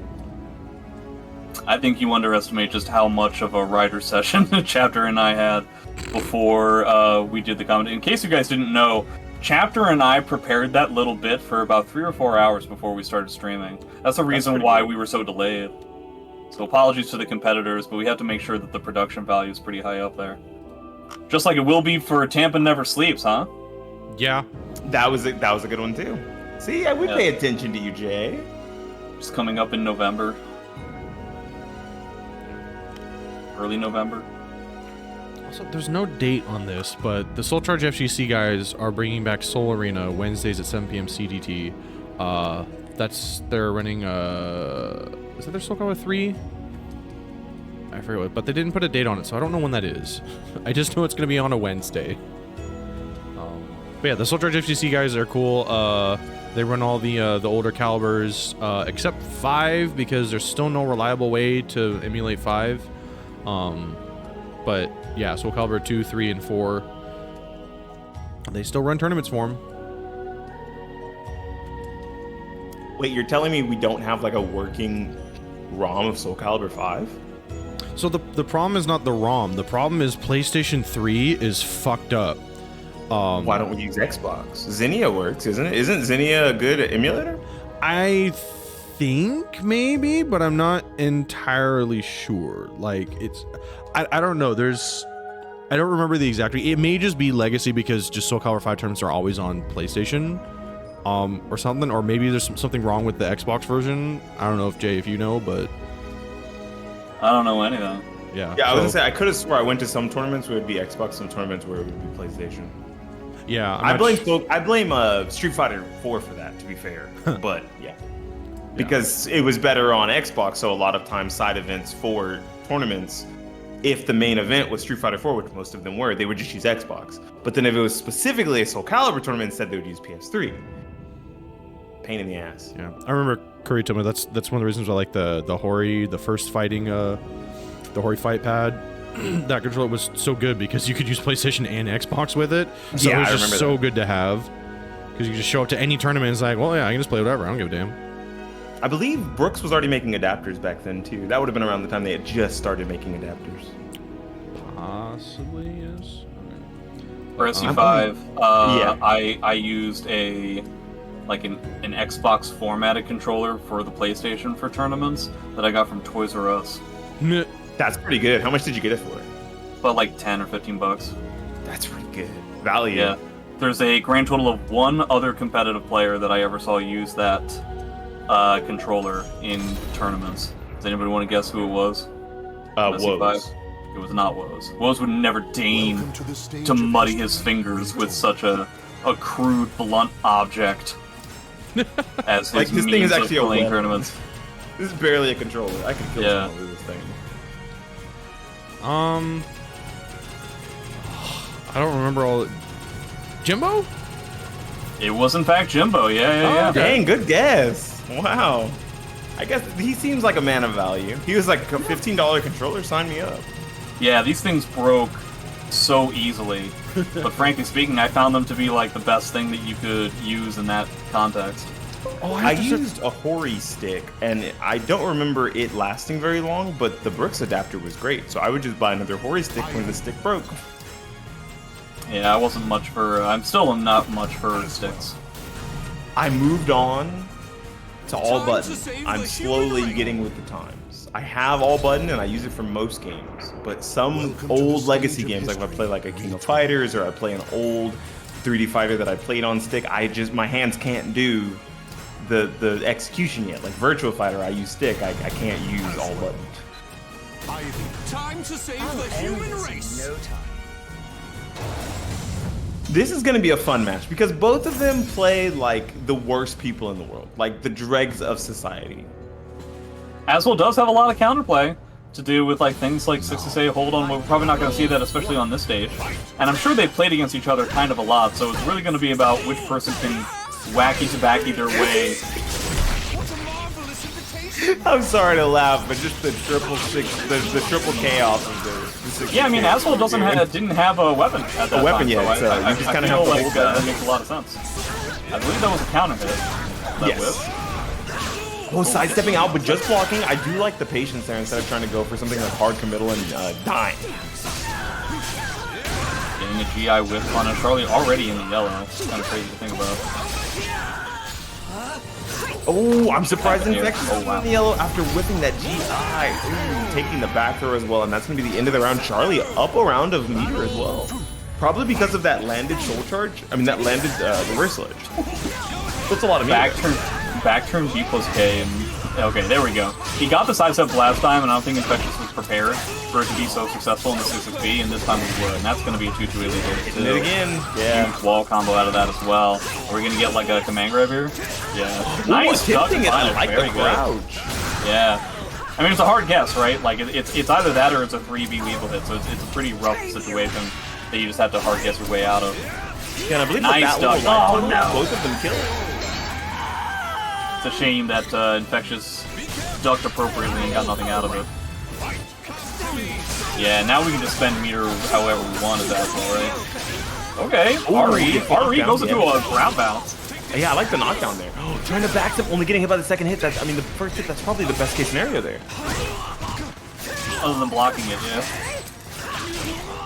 Yeah, I guess if you're blocking it a full time. That's, I believe all three of the sword arts are death unblocked. Smile. Yeah, didn't have to use any meter for that round. And took 1 meter out of Charlie. Charlie does now have, the soul attack. Now we because can Infectious could win this round and still win. Oh, goodness gracious. Infectious could win this round and still build back to meter before the round is over, putting them on either meter advantage or meter parity with Charlie for the last round. Been right about every, like, oh my gosh, by a lot every ticket Infectious. But it's gonna do, but the tech trap maybe. Okay, by a wow. lot ticket. Infectious has really making a big comeback here. Are we gonna see a soul attack here as well, or are we just gonna go with the combo and the reset? We're gonna see a different soul attack, okay. I respect it, yeah. Going for the soul charge there, just wants to try to steal back a turn here and immediately gets caught by those. Has not been wrong about this soul charge mix as of yet. Boy, oh my gosh, another one. And now I assume we're gonna see a soul attack on Infectious, right? Yeah. There it is. We didn't. We tried to step afterwards, didn't we? I think that's what happened. Yeah, tried to step, and then after that tried to match out with the defensive option, and both were called out. Good stuff from Infectious there, bringing that back 3 straight. That was a reverse 3-0. Kind of shows what happens when Infectious is able to get meter, huh? Kind of reminds me of Yoshimitsu. Or like just the comeback mechanic is just that we have meter now. Which is funny considering the fact that when we think these two characters, typically the one that we think about as having like a big comeback with their meter is Azwel. Yeah, exactly. I think that this is the like meter Jesus. This is one of the characters where when you have meter, you're like, okay, well, it's time for me to go hog wild and do whatever I want. But just getting corralled by the way that Infectious is deciding to play this defensively, which is not something generally I see from Infectious. Axel doing some stuff. Ooh, behind at myself. Oh, yeah. I find it funny that such brilliance just like hard counters that situation. Boy, Charlie has not been right defensively in I feel like 13 years. That's tough to deal with. It doesn't help that they play so fast. Like, she's a very fast and scraggly player. So it's very often that a lot of times she's not trying to block defensively. She's trying to bait defensively and call out an option immediately. Finally block. And it works out. You were wrong. There we go. We got one. The counter I appreciated that we waited as long years. as we needed to for the unblocking. Sometimes we get kind of caught off on the active hitbox of Yeah, waited like 13 years of no defensive reads, then got the one that mattered to close out that round. Going around yet again. This was helping against Arcraves. Ooh, the counter hit check with the AB. Infectious really trying hard to like come up with like these like additional pieces of offensive pressure, and Azwel options are so nuclear that it kind of like doesn't matter. Is this gonna be another big comeback? We only need like one read. Yeah. Oh, that's scary. And the 3K 6K air combo. That's nasty. And you couldn't even you couldn't even air control away because it was only the first hit. That is so crazy. Counter hit hunting from both players. Infectious still one that comes out on top. Still 2 rounds up. Oh, okay. That's pretty good here. Something like that, yeah. Gets fantastic Goki here as well. I think we're gonna see a CS. Oh, SS! I was so close. I see death in your feet. Yes. Enjoy. You know, it's hard to call Ivy CE a YOLO CE ever because it has a defensive property, right? So you're more using it to call out a vertical than you are saying a YOLO CE. It's the same thing as something like a ZA CE, right? Where you're beating a bunch of options by using it, and that makes it less of a YOLO option and more of a defensive read that costs a bar of meter. Same as Soul Charge. That's like saying, oh, that was a YOLO Soul Charge. Of course. I would argue that the difference between IVCE and the other examples is that IVCE is unsafe on block. That's what makes it more YOLO than the other ones. It is unfortunate that Soul Charge is safe on block. You're very right. I won't say anything about Zazi, but it is very unfortunate that Soul Charge is safe. Wish it was -12 or -14 on block. What, Zazi? No, Soul Charge. Oh. I wish if you blocked Soul Charge that it was close to like a DP in a, well, okay, maybe not a DP, you would just fucking die, but very close to like just a burst in most games where you can get a punish on. Because that's I just kind of wish that they would go back to what it was like before, where if you didn't get hit by the Soul Charge activation, the invulnerability from the Soul Charge activation would dissipate after a while, and you could actually punish them. Yeah, I still remember playing against Sane in a pre-release event for SE6. I was playing Grøh, he was playing Ivy. I do my Soul Charge burst, and it bursts him away. About a second later, I bait out Ivy's Soul Charge burst so I don't get hit by it, and I do 1AK. The 1A gets kind of removed because of the Soul Charge invulnerability, and then he got punished by the K. And I think that is a much better idea. I do like that too, just not having invulnerability, like invulnerability after the burst, if the burst is baited. Like, so characters like Zos would be able to 6 BB lethal hit, or Astaroth would be able to 2-2B, things like that. That makes sense.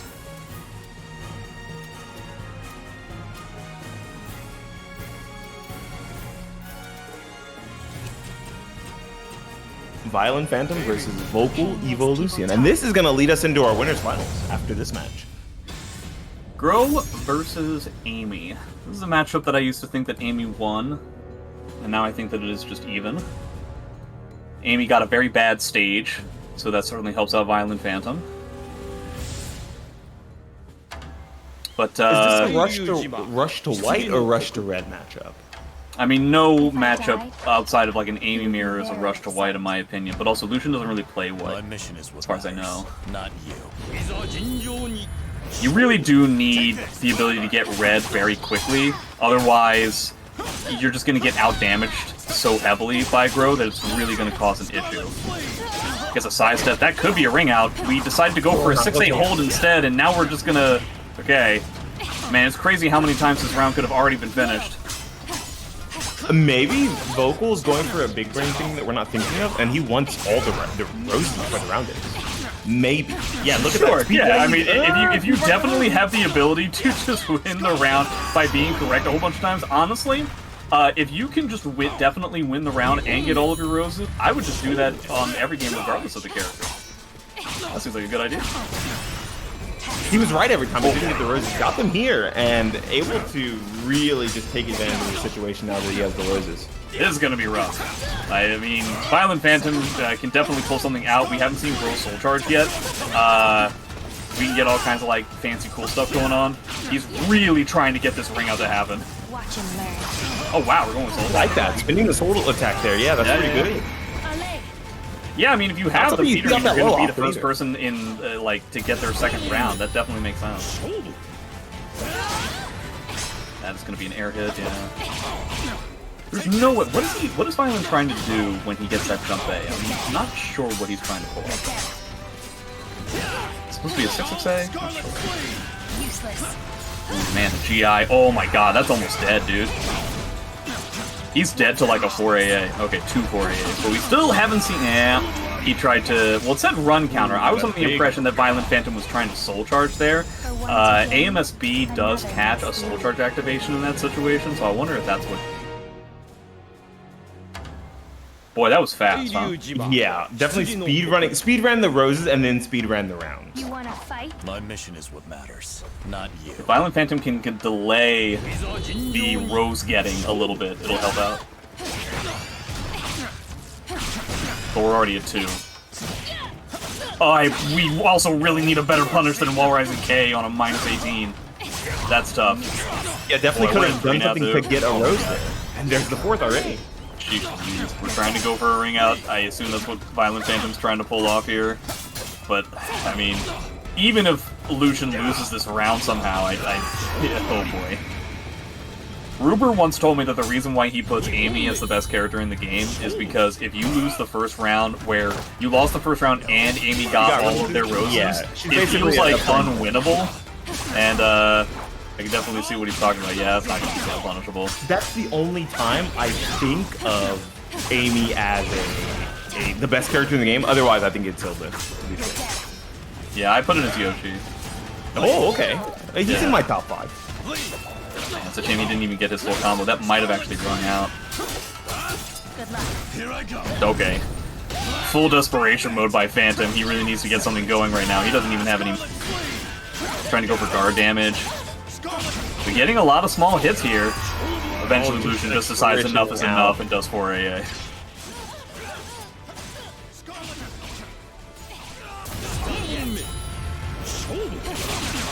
Starting off the round aggressively. AMSB tracked there. Gross, dude.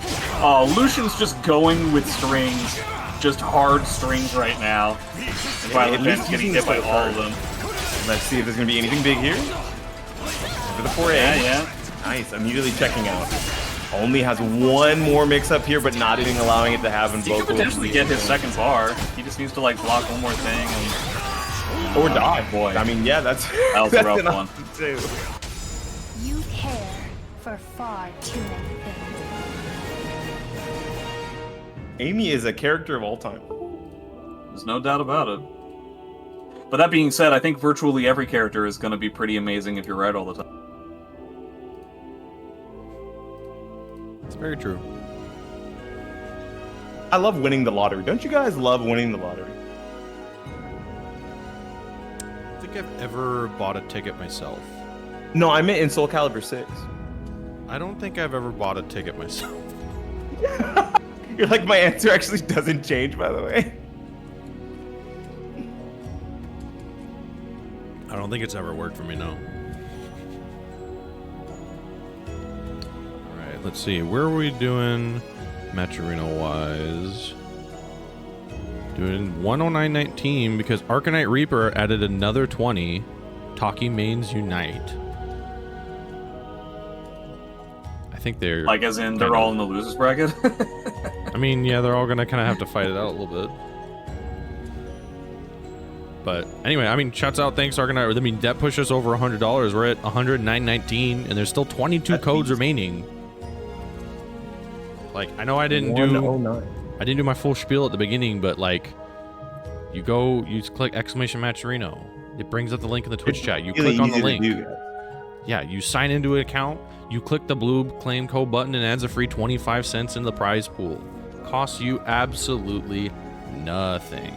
All these cool people below here have already done theirs. It's super easy to do. So if you can and have like a minute of your time to spare, we would appreciate it. And so would the players. Even the commentators did it. They usually do. Usually.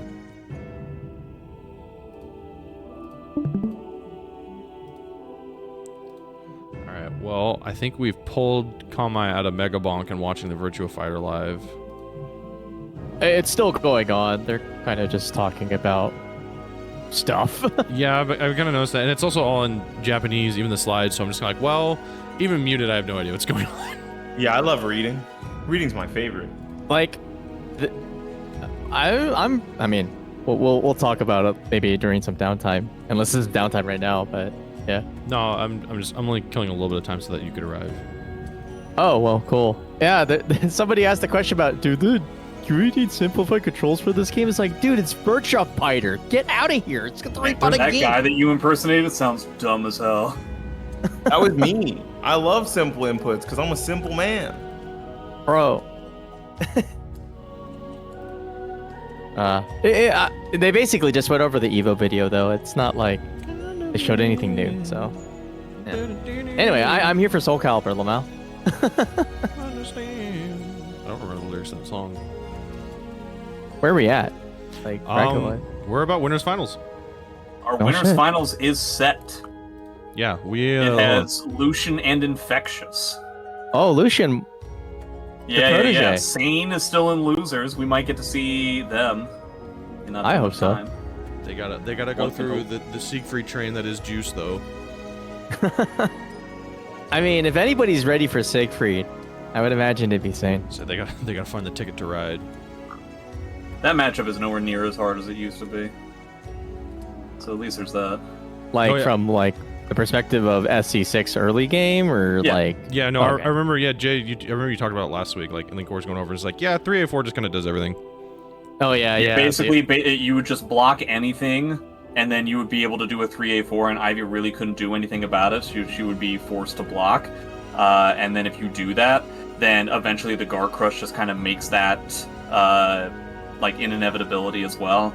Looks like Chunk has already updated it so that we know that Sane is not going to be here. So forget about him. I didn't even mention them. You don't have to worry about it. R.I.P. Yeah, Juice is gonna take it 2-1 over Sane to go into losers quarters, and Sweatyspaghetti 2-1 over Arc to go have to fight Violin. Not again. Oh, Violin's back. Yeah. My favorite Grøh.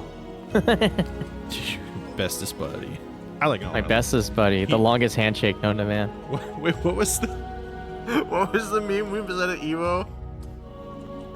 What was that bullshit that we did? Oh, God.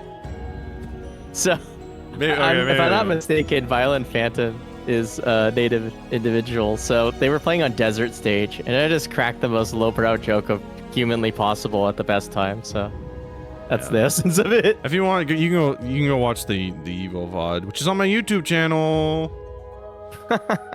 Shameless plug. That show is great.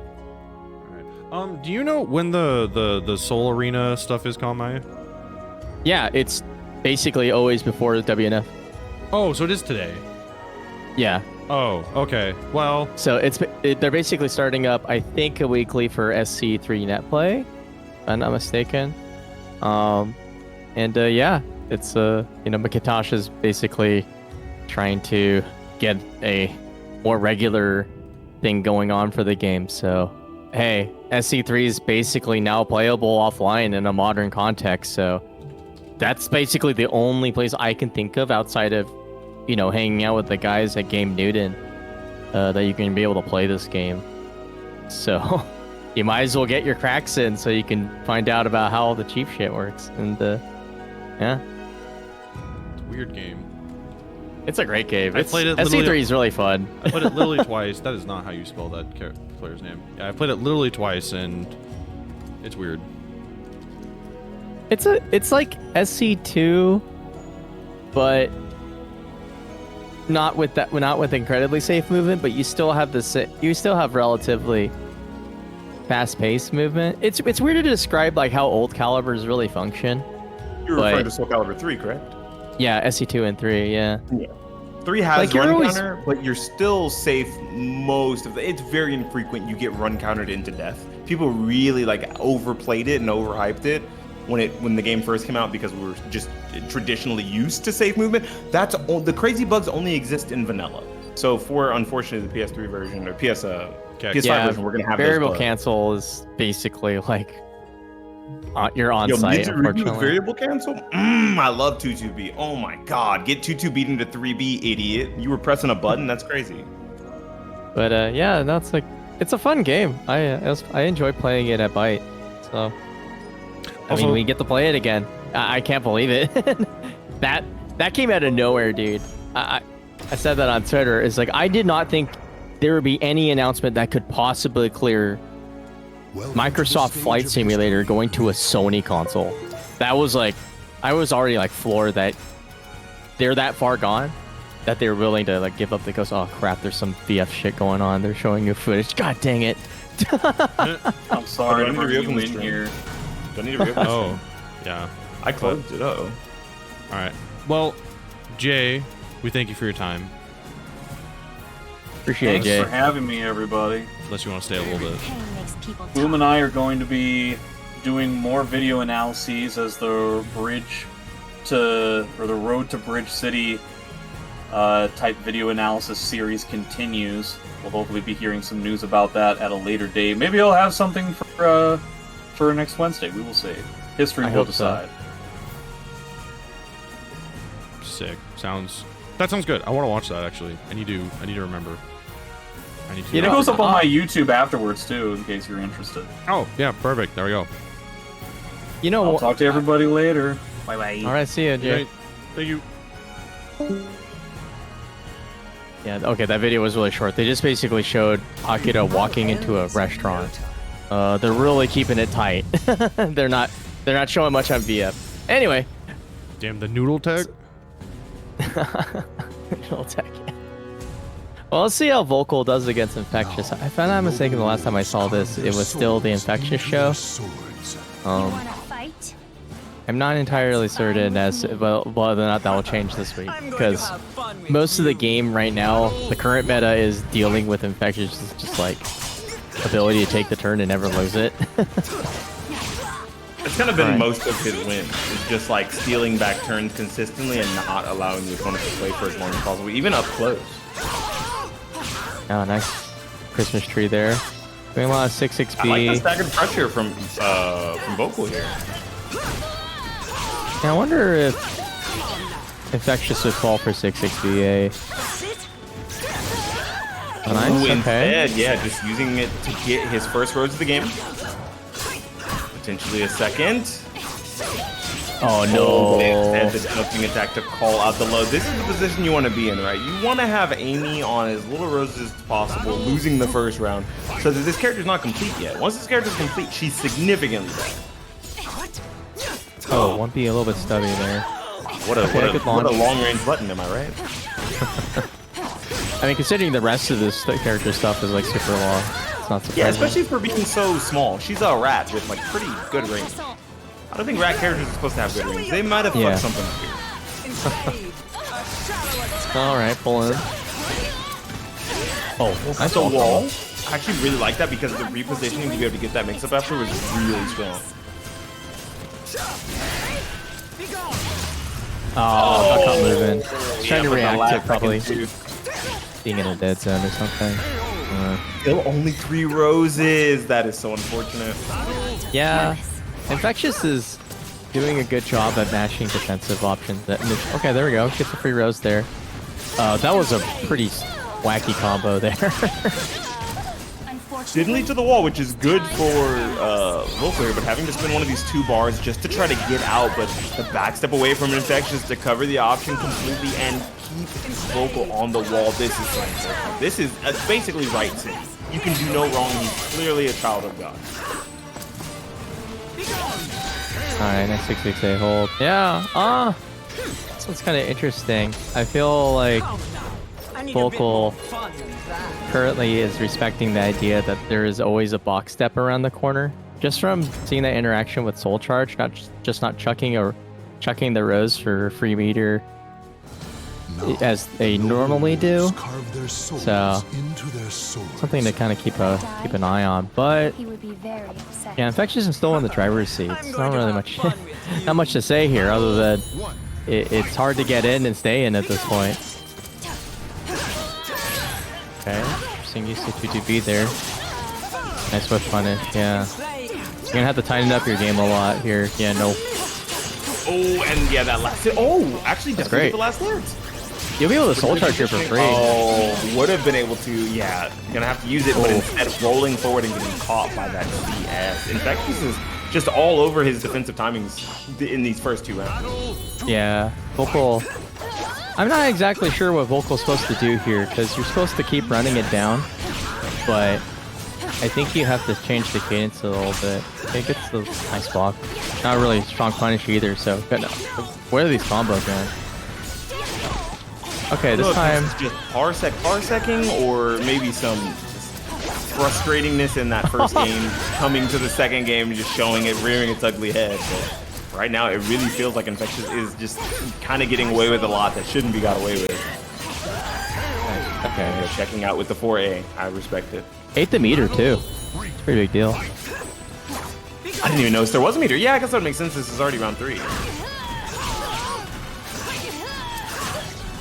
Okay, low OP all day. Nice GI. Ooh, and because that move like kind of forces a sidestep on the RE, it allows you to completely get out of it. Nice stuff. Is it purple time? I don't think you go for purple here, right? It doesn't really feel that impactful. Unfortunately, Oh, Charging out and still has 1 bar of meter to work with here too, which doesn't feel bad. But once again, just the backstep out Vocal falling for that exact same defensive pattern. yeah, he's got a. I guess he thought it was gonna work a second time, thinking that there's gonna be a step tuck, but I think chucking the rose was the better option there. Trying to make a hard read on the middle approach, which makes sense. Like 2-2 A plus B is kind of ever present here. Good zoning with the B6. words are peerless. Okay, yeah, 4A. 4A. Yeah, really long Nice whip range punish. for it. Yeah, there we go. That's what I'm. Ooh. I mean, that's just part of fighting against Ivy at the wall right now, using those Hori mids, but the Hori mids also get checked by one of the 2 defensive tools she has. She does have an auto GI that beats Hori mids. Show me your power. Okay, outside of range. Tries to catch the tail end of it. Full charge. Hooray! All right, Comcast. I was about to Nice say punish. damage spectrum, but I guess that's about the same thing. Not enough to kill here. Oh, no punish punish. either. With the Yeah. backstep into the 3 immediately. Nice. Oh, I need a bit more fun. well. Yeah, this one's weird because You like go so far. Vocal's post soul charge has basically lost him momentum every single time. It's like something's got to change there. If just try not to do. He hasn't chosen to just take space. It's been a whole lot of what's happening there. It's been a winners whole lot finals, of so- immediate buttons. Yeah. Vocal, wake the hell up! Did they break the game? Oh, they just thought No, the set was over. Don't. Set's not over, bro. But yeah, this one's kind of a weird one. Because the right idea is to keep being aggressive, but every single time Infectious has matched a defensive option, whether it's like B plus K or 2-2A, and it's got rewarded. So it's like you take 2 hits and then you kind of have to like play a little passive. But at the same time, that's possibly giving up your turn. You don't want to do that. But yeah, something's got to change. I'm not exactly sure what it'll be though.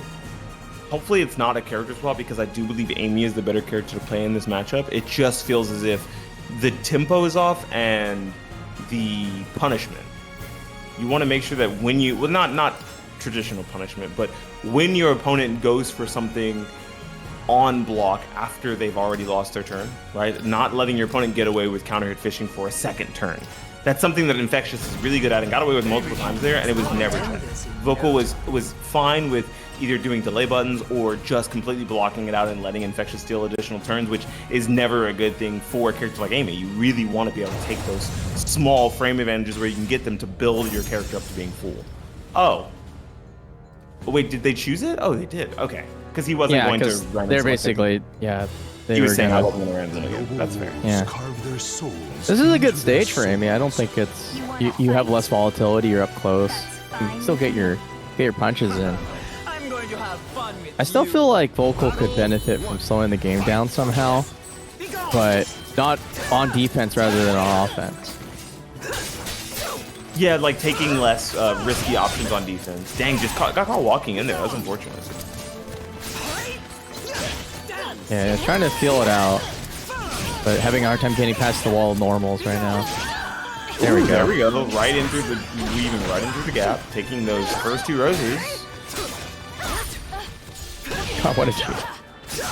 Oh, still alive though? Oh, scary. Yeah, just like that, right? Infectious tries to steal another turn back after that full crouch 1A, the full crouch 1B, but Vocal didn't let him that time. It was something small, but that is a start. Just making sure those turns aren't immediately stolen. But eventually with something bigger on it, maybe you'll get a 3A. The 3A will lead to a 6BB. Just go for the 1B there on close block. Hits the K, doesn't do a ton of damage. It's also break expecting the CS, so that was a really good break. Another prisoner to the thorn. Yeah, you know, I don't think Vocal knows how to stop playing at the cadence he normally plays at. Yeah, it really Because- feels as if Infectious is just beating the timing that he's set to as default. Well, Like, he hasn't Infectious will changed get hit or block something and then immediately do some goofy, like, super evasive option. And it's just like, it's just getting him, it's blowing Vocal up. Because he's used to being like, okay, it's my turn, it's go time. He's like, well, that's fine, but now you have to add a stagger in there. Yeah, because playing methodically versus Infectious is too orthodox. Being very orthodox versus him in a traditional sense that's not just about shutting down his options, right? If you're playing his game plan but playing traditional, you'll die to the way that Infectious plays. Uh-oh, one more mix. These techniques Huh? breathe life into me. Only getting hit by the second hit there. Did they try to step out? That's a little strange. Okay. I Do you hate have a whip Infectious. punish for this? I hate this guy. Yeah, you that's do. pretty Oh. good. It's not a good one, but it's okay. That's nice. Yeah. And baits 2 bars a meter there. Hey, that's a pretty good situation for both. It's not bad, yeah. There we go. Nice call out. Yeah. Beepos And now K you're back at the wall. seems like an inevitability here. Character's kind of stubby, so if you go for a quick pokes, you're beating basically everything this character. And that's gonna wall. Yep. One more. Oh, Drops slightly it. too far away. Oh. I think it might have just been too far. Oh my I god, fucking hate this game. Oh my lord. that's so funny. I'm not surprised. It does hit It from makes behind, sense. but Yeah, it makes sense, but god do I hate it. how did I'm just surprised that When he went, Vocal wasn't able to counter hit him out of it. I thought he was Back there gonna because hit he had him. that little like sidestep just kind of cranked in there, which was really stupid. Funny game.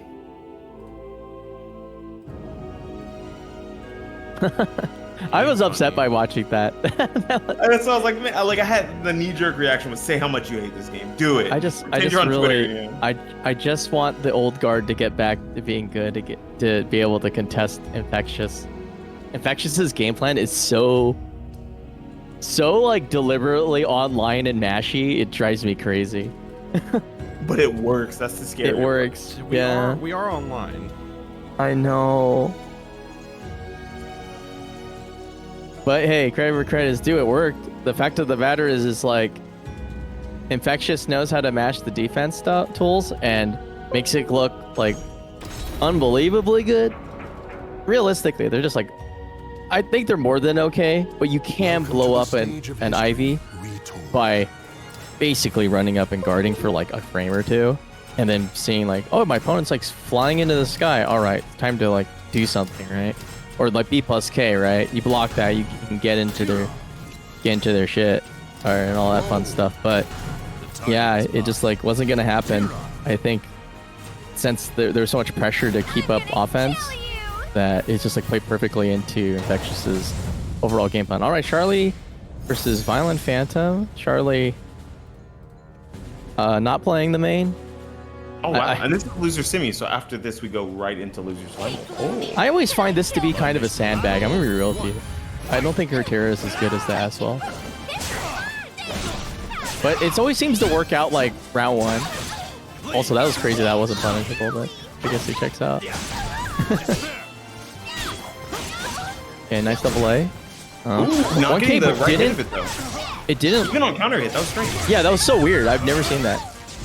Gross I've privilege. seen it happen, but never on counter. Only on normal hit. If like you normal hit it from really long range. Or Oh, something, Laval, but- you're dead?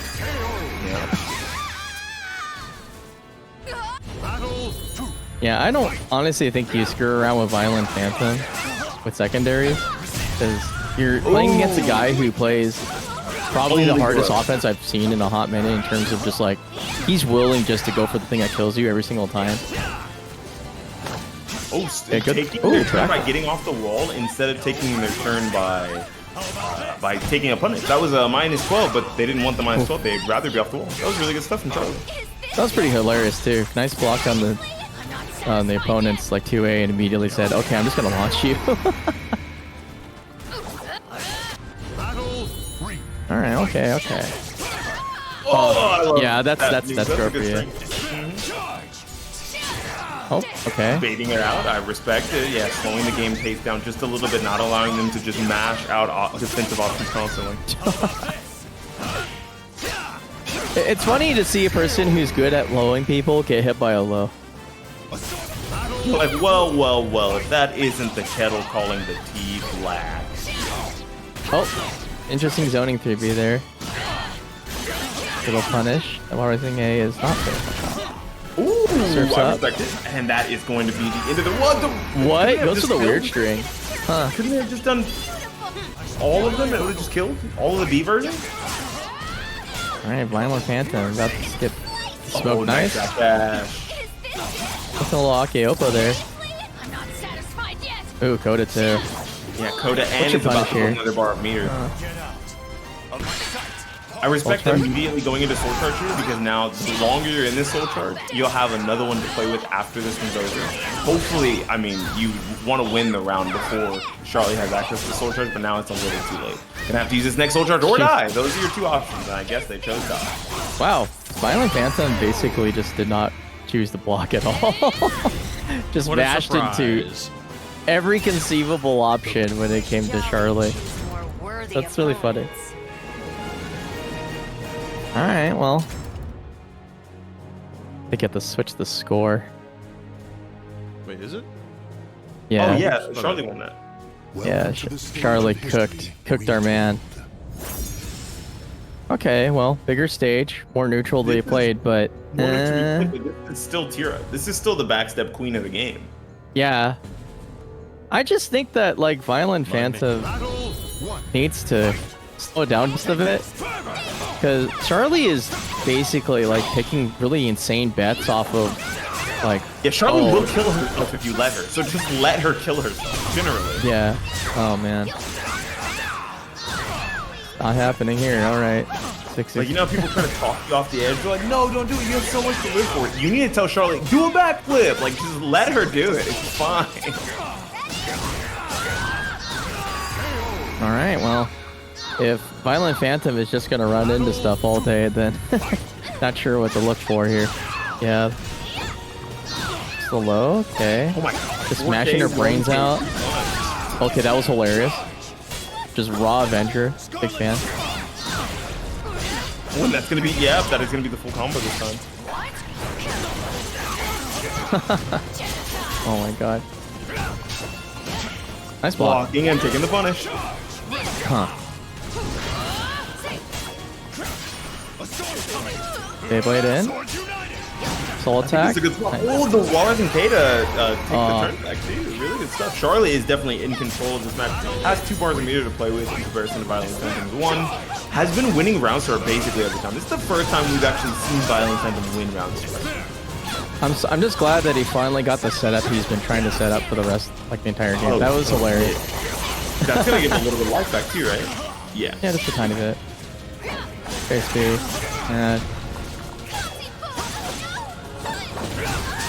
Okay, nice little punish there.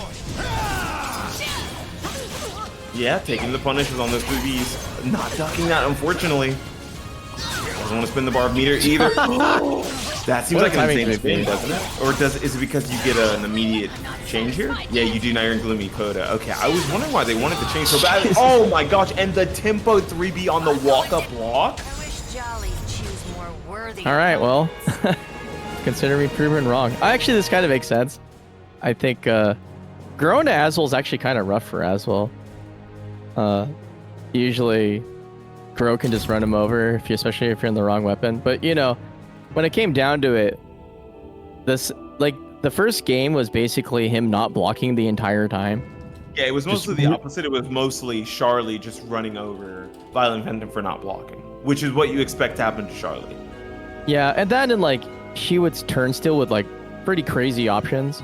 And so when he switched to game 2, you know, he tried to slow it down, but the damage is already done in terms of okay, well, that's great that you're slowing the game down now, but it had to it honestly needed to happen a lot earlier in the set to shake up the tempo, because after that, I think she really got a good read onto what essentially he wanted to do, especially it was basically block, attack, block for a little bit, then press a button, and that 3B at the end there was pretty much 100% I know what you want. This is free. Yeah, because they both did a slight like she did a full run up and he did a slight walk up in the block and then immediately called it out with 3D and it kind of counter hit. So Charlie knew there was a button coming there, and I think that's a big thing about 3D fighters that some people forget about is how often some of the interactions just come down to being ready for your opponent's timing rather than knowing the frame data of the game. Yeah. Well, let's see. 109 match right now. Pretty good. How many That's a pretty codes good we number, got? yeah. Wow, you guys like are slacking on the codes. SC3 19? gets announced and you have 19 codes? You guys just forgot about SoulCalibur 6 or what? Come on now. Yeah, man. Come on, guys. Listen, I know everybody's excited to get flow guarded to death in the new Virtua Fighter, but come on. Gotta up the... Oh, is that the name of the new mechanic? Yeah, it's like... It unfortunately, it looks like a parry state. So... Oh, we'll see what it is. Again. Let's go. I think it's yeah, parry, to be honest with you. But my guess, because they mentioned it has something to do with the... I forgot the system, basically the brake system. Is I bet it stops working after you damage that part. So, it might be interesting. Anyway, When souls let's see, Charlie. Is this the Amy mirror? Oh man, I wish Jay was here. I see. But I I don't even know how this mirror works. I've never seen two Amy's in the same room. I believe I've seen Amy Mirror before. It came down to who got to Purple Rose first, which I didn't even realize Purple Rose was a thing. I always forget about it until I see two Amy's fight each other. I heard that's actually relevant in this matchup, but I still think the game's gonna be mostly about who gets the red first, and then that's kind of like the icing on the cake. Nice yeah, punish. I guess like the purple is only to snowball and continue your lead so that you don't have to contend with the character being exactly the same. You want your character to be even more fucking broken. That's Yeah. Hold on. 1 to 2. You said you never seen two Amy's in a room, and immediately everyone was like, of course I have. It's called kindergarten. useless. Okay. Back to Oh well. Of course, think attack of if I've practice. actually seen two actual Amy players in a row. Care. I'm trying to think if I even know two Amy players that would have interacted with each other at the same time. Other than Jay and Linkors. Yeah, there's Yeah. JJ and Link Force, because like Deodin wouldn't have interacted with another Amy player off the top of my head. Master CJ wouldn't have interacted with another Amy player off the top of my head. I'm like, who? Making Amy players sound like the recluses. Nice one, Dave. I mean, well, JJ was just here, man. Like, what do you want me to say? Man, shots fired. Time for bed. Oh, nice backstab. No way, that's a Thank catch. you. Oh! I thought that was a catch on the backstab, but instead walking out of it and then punishing with their own. Vocal's like, yo, you're not about to beat me in the mirror. You need to swap off. Hop off this character. That's an I-16, so I would have been deeply shocked if it caught a backstab timing. Fearless. Backstep is exactly minus 14, correct? Minus 14, yeah, so it would have to be like, oh, they guarded and then backstab. Nice, that was the punish. Of course, he actually taught me that. He's like, you need to duck punish that shit. It's not good, but oh, okay. These techniques breathe Okay, life. soul charge out. This Nice really pickup. reminded me of that time where Grøh yelled at Sonic Fox to pick someone else. Was it Grøh that yelled at Sonic Fox? I don't remember who it was, but someone yelled at Sonic Fox to pick someone else because they were playing the same character. They were trying to play the mirror. I believe it was Tweety. Sonic was trying to play the mirror of Tweety in Injustice 2, and Tweety was beating their ass. This is a pick someone else moment. Makes sense. Now, this usually happens. Like, she'll play her like fun character and then get forced back to Azwel. I actually think this matchup sucks though. Amy gets to Azwel? really Azwel, correct? Amy gets to just absolutely shit on Azwel. Yeah, if he's in especially- Axe at the wrong time, you are risking He your can't life. press any buttons anymore. He Yeah, stops being able to function. She could just mash her brains out on you. It's kind of crazy. Nice Like back this throw is though. the kind of character. This is the kind of character where you're forced to stay sword, but then because you're forced to stay sword, you have to be further away, which means you don't get like the stronger mix-up potential of Azwel.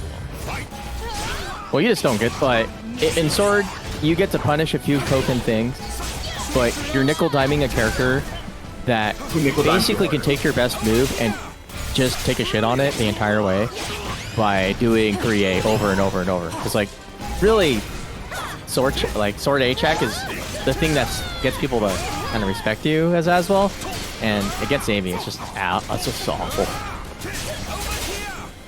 Okay, and spear, yeah. Yes, still in spear. Uh-oh, this is a bad situation because it's a knockdown.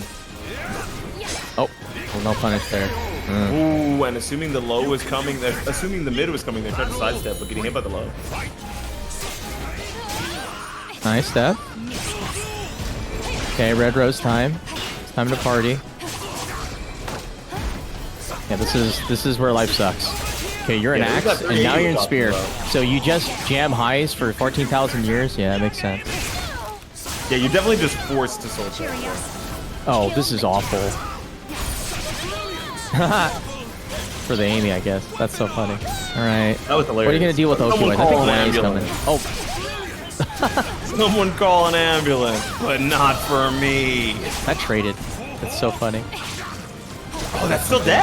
Oh my gosh, even after all the attrition with the weapon arts, that was multiple spear arts into knockdowns. It's still not enough.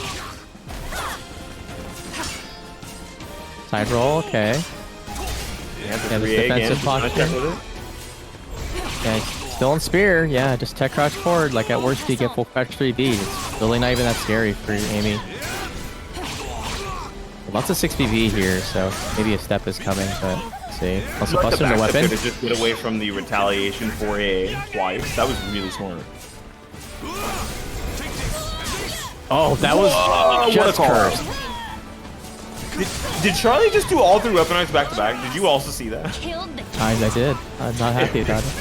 Okay, I mean, that's a combo, you know? I watch it and I'm upset because it's like, this is brain dead. You know this vocal. I've done this to you and you just shit on me. Something about the way Charlotte plays. Just tilts people. Nah, she's just better.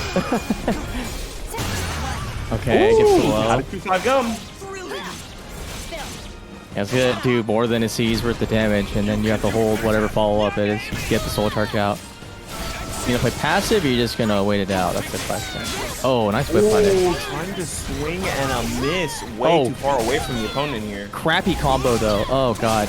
Really blew that opportunity. Okay, Shannon's just scrambled together. Yeah, because you can do turnaround 6-6B into whatever you want after that, after the big launch. It's one of my favorite death traps, though, as CJ mentioned. And it makes sense, too, because dead, like, if you're staying dead on the ground makes you less vulnerable to Muscle Buster, so it makes sense why nobody, like, most people get hit by it. Oh, wow. That was the gutsiest A+ we ever seen. Oh, okay, not going for the third one this time, and we are still trying to simp each other with these GIs. That was really good. Holy. Okay, nice launch. Yeah, while rising ain't gonna do it, you're gonna have to do full crouch A+B there.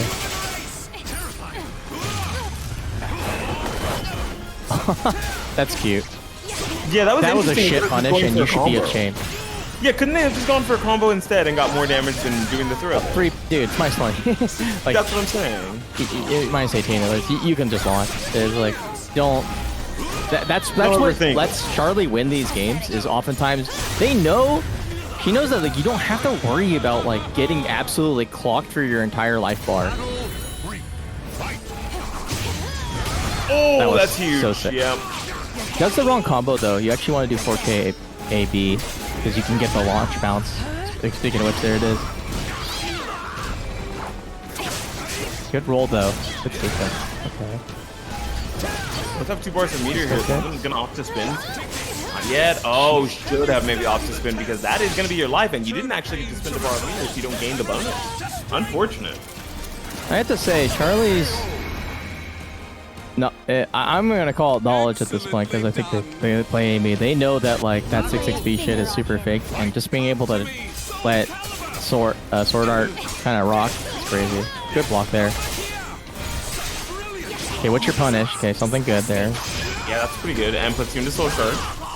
Oh, nice. Good mix. This is gonna hurt like absolute hell. Yeah, you're basically dead in another mix.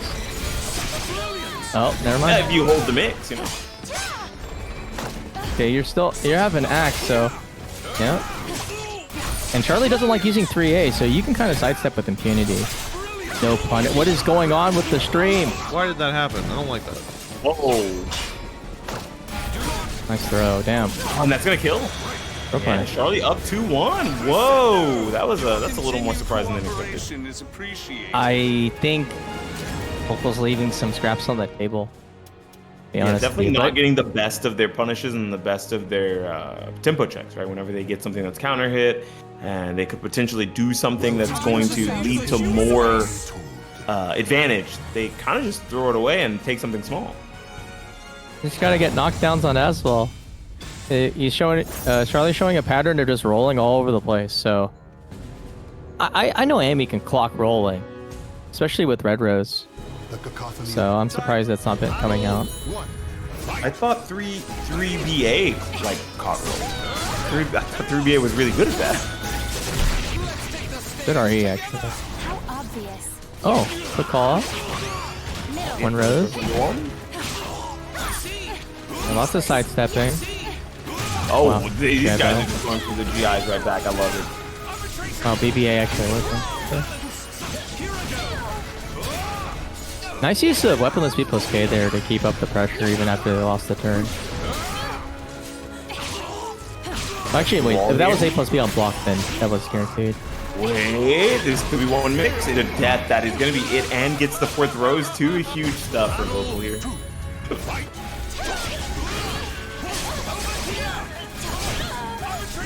I love the Azwel laugh in the background. the lore match, this being losers finals and a lore match is pretty huge. Nice.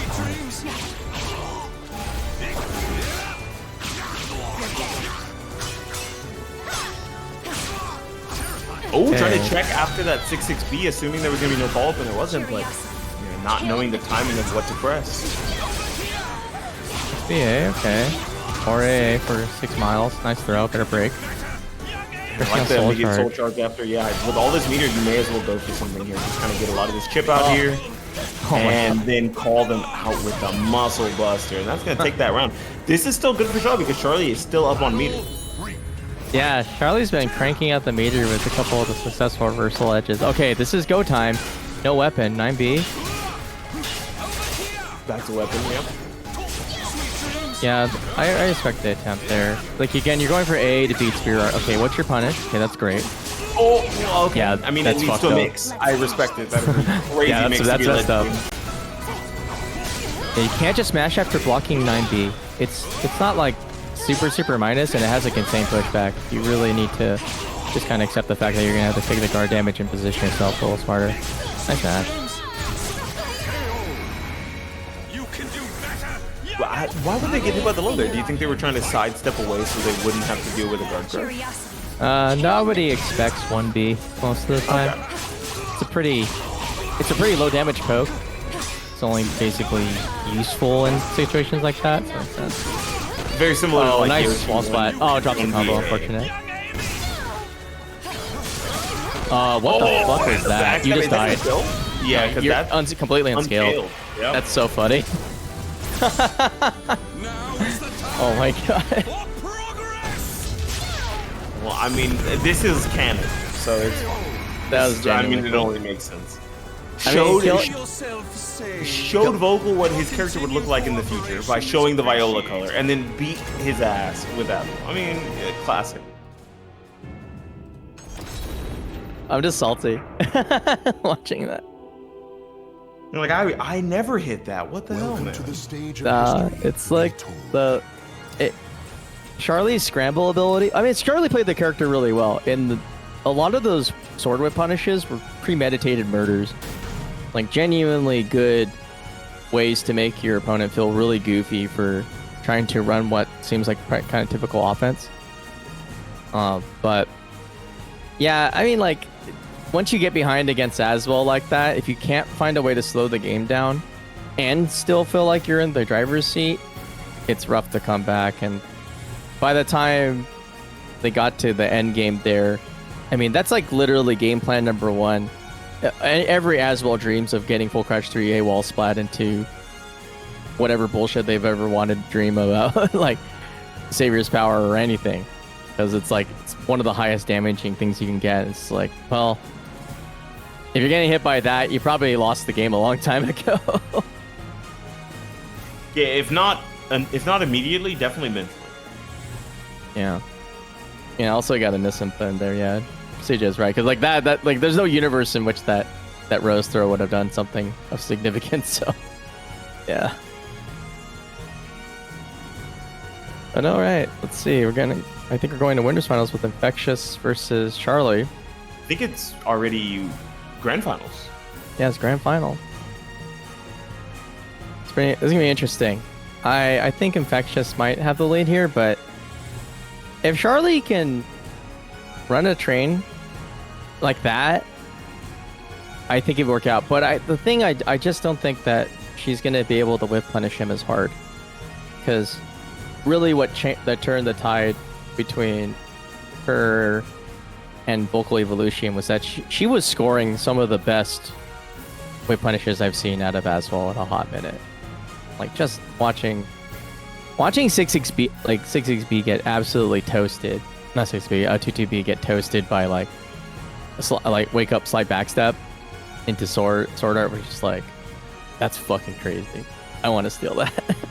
Yeah, there's definitely a lot of spots like that to fight versus Ivy, but generally when Infectious goes for it, it's on a successful read. You rarely see him miss a move like a 2-2, a 6-6K. Those aren't moves that are on whiff. They're either going to be immediately on block, or they're going to land into big league damage.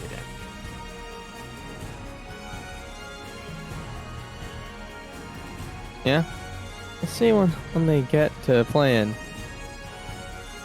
This is a run back from earlier in the stream. I believe Infectious did take this first match that they played 2-0, and it started pretty heavily Ivy favored in the sense that there was no weapon yet.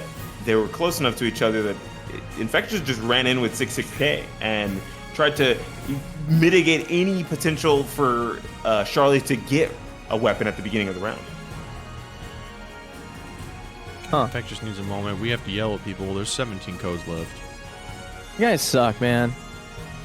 Sorry, I'm being a hater. You guys are wonderful. 17, use the codes. No, I'm a freaking hater. Use the codes or you guys are whack as hell. Worst viewers we've ever had on WNF if you don't use the codes right now.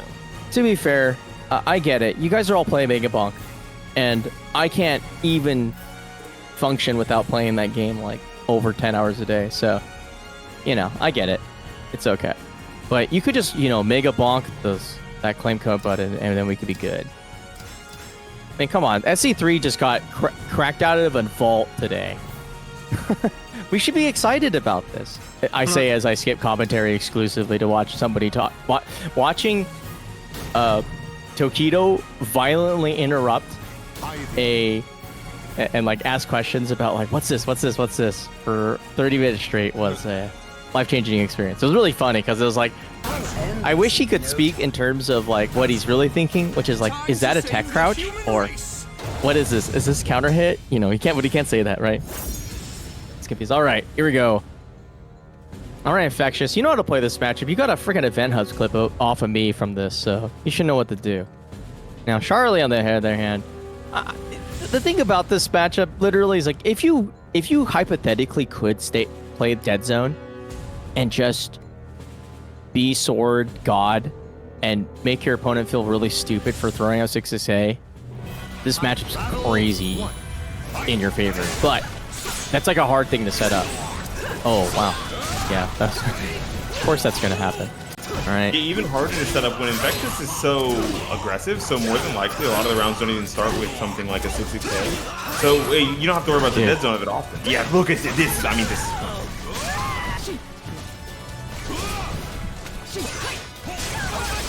All right, but losing momentum here. Yeah, and still able to take it back. That's actually pretty wild that you had time after 9K to mash 4-4B even after 1AK out. Good punish. Yep, going for the 6-6. Oh, the 6-6K. Like I said, the 6-6K to the immediate 2-2A. The sequence that I had mentioned earlier, that the Infectious just doesn't whiff with that sequence, whether it's one or the other. Shit. I haven't seen that Auto-G in a while. Wow. I haven't seen Charlie 3A in like 14,000 years. Nice back up, guys.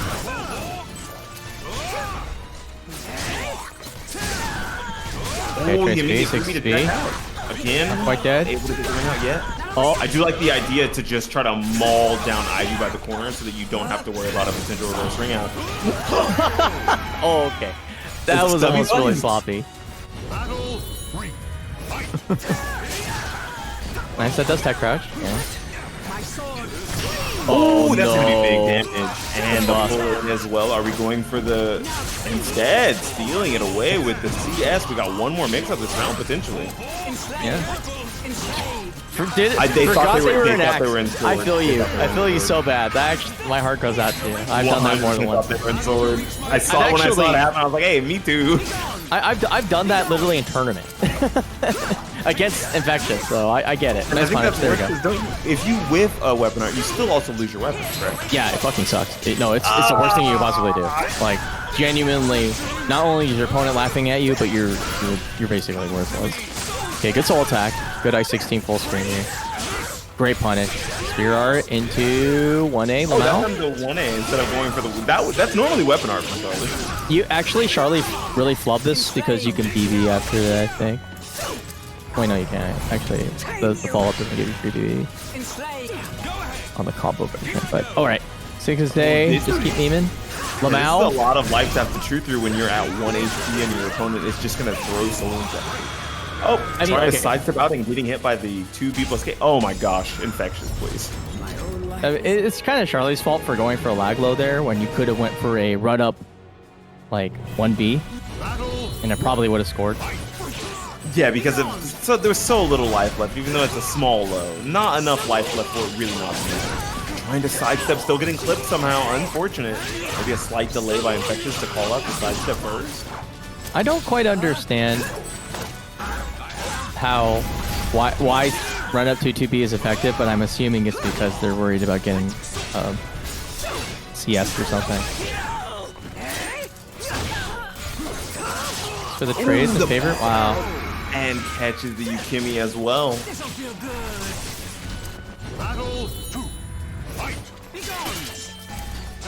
You know, I said that we seldom see Infectious start the round with 6-6A, and then he's done slight walk-up 6-6A the past 2 rounds. Oh, this man doesn't miss his 2-2As. Just doesn't miss them. Please tell me he's not dead. Charlie's not dead yet. Okay, thank goodness. What weapon, though? I forgot. Oh, now it's back. Good plus frames. Oh, the punish, but no, I'm sorry, the whip, but no punish.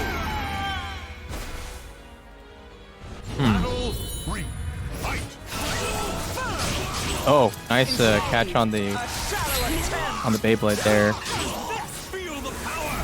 Yeah, forcing out Soul Charge. Maybe outside of the range though. Still gets the big. Oh, so unfortunate.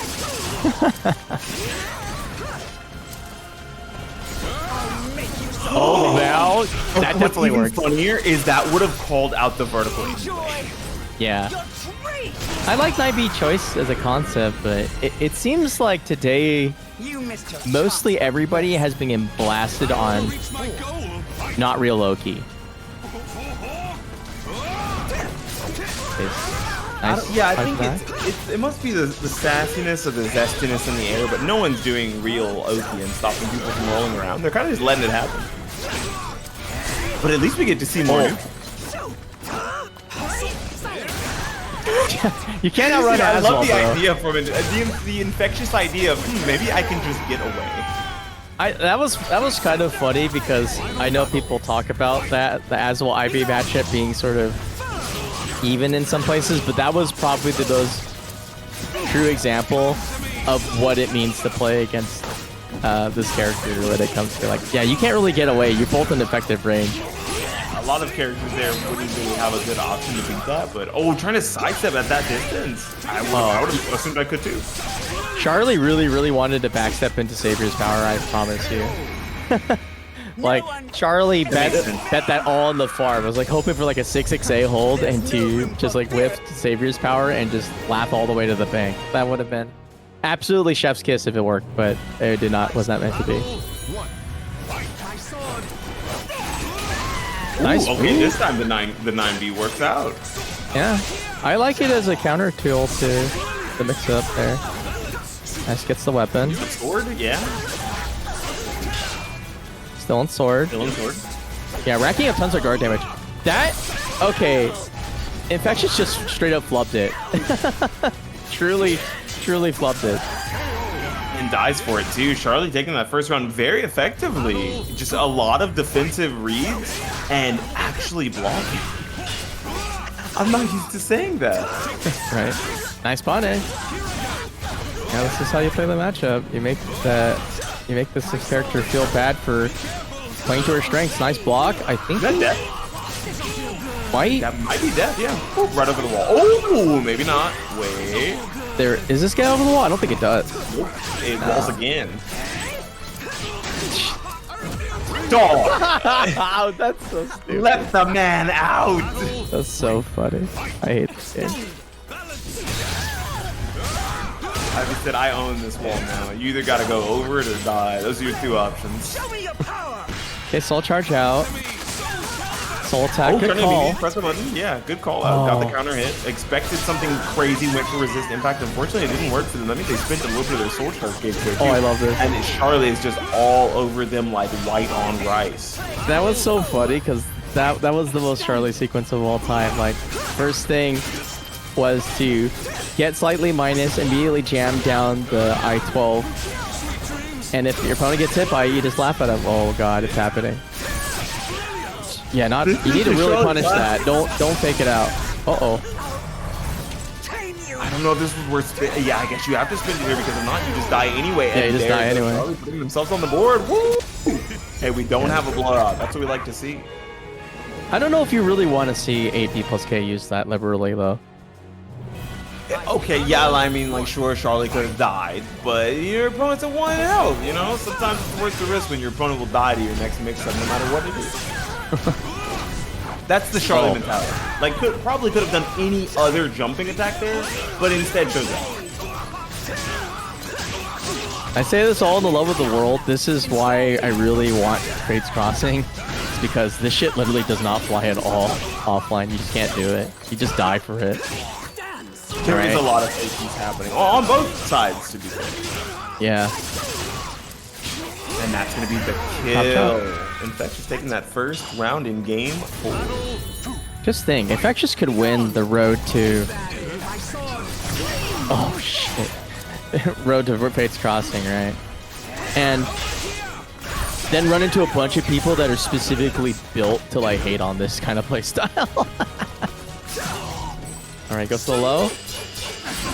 Plus frame? There's the plus frames, yeah. Jeez, really going with the whole barn there. Nice 2A. Yeah. Yeah, I do like the attempt of mids multiple times. Hasn't really shown the option of CS too many times. Doesn't want to give it away to Charlie until it really matters. That was a great checkout. I didn't even know the gap was less than 10 frames, but I guess it makes sense. Okay, what's the mix here? Goes for soul attack, actually. Backstab. Backstab it, yep. One poke for both. I'm waiting for a sword. Ooh, 6B. The zoning 6B works out from a range where generally you wouldn't expect Ivy to be the person who's getting in. Oh, tries to GI. The timing on the 9P. It's quite good for destroying GI timings. Very relatively slow move. Ooh, nice. I like the aggression with the KB there. Backing away from the range, does not want to get reverse swung out there, and it works out for Charlie.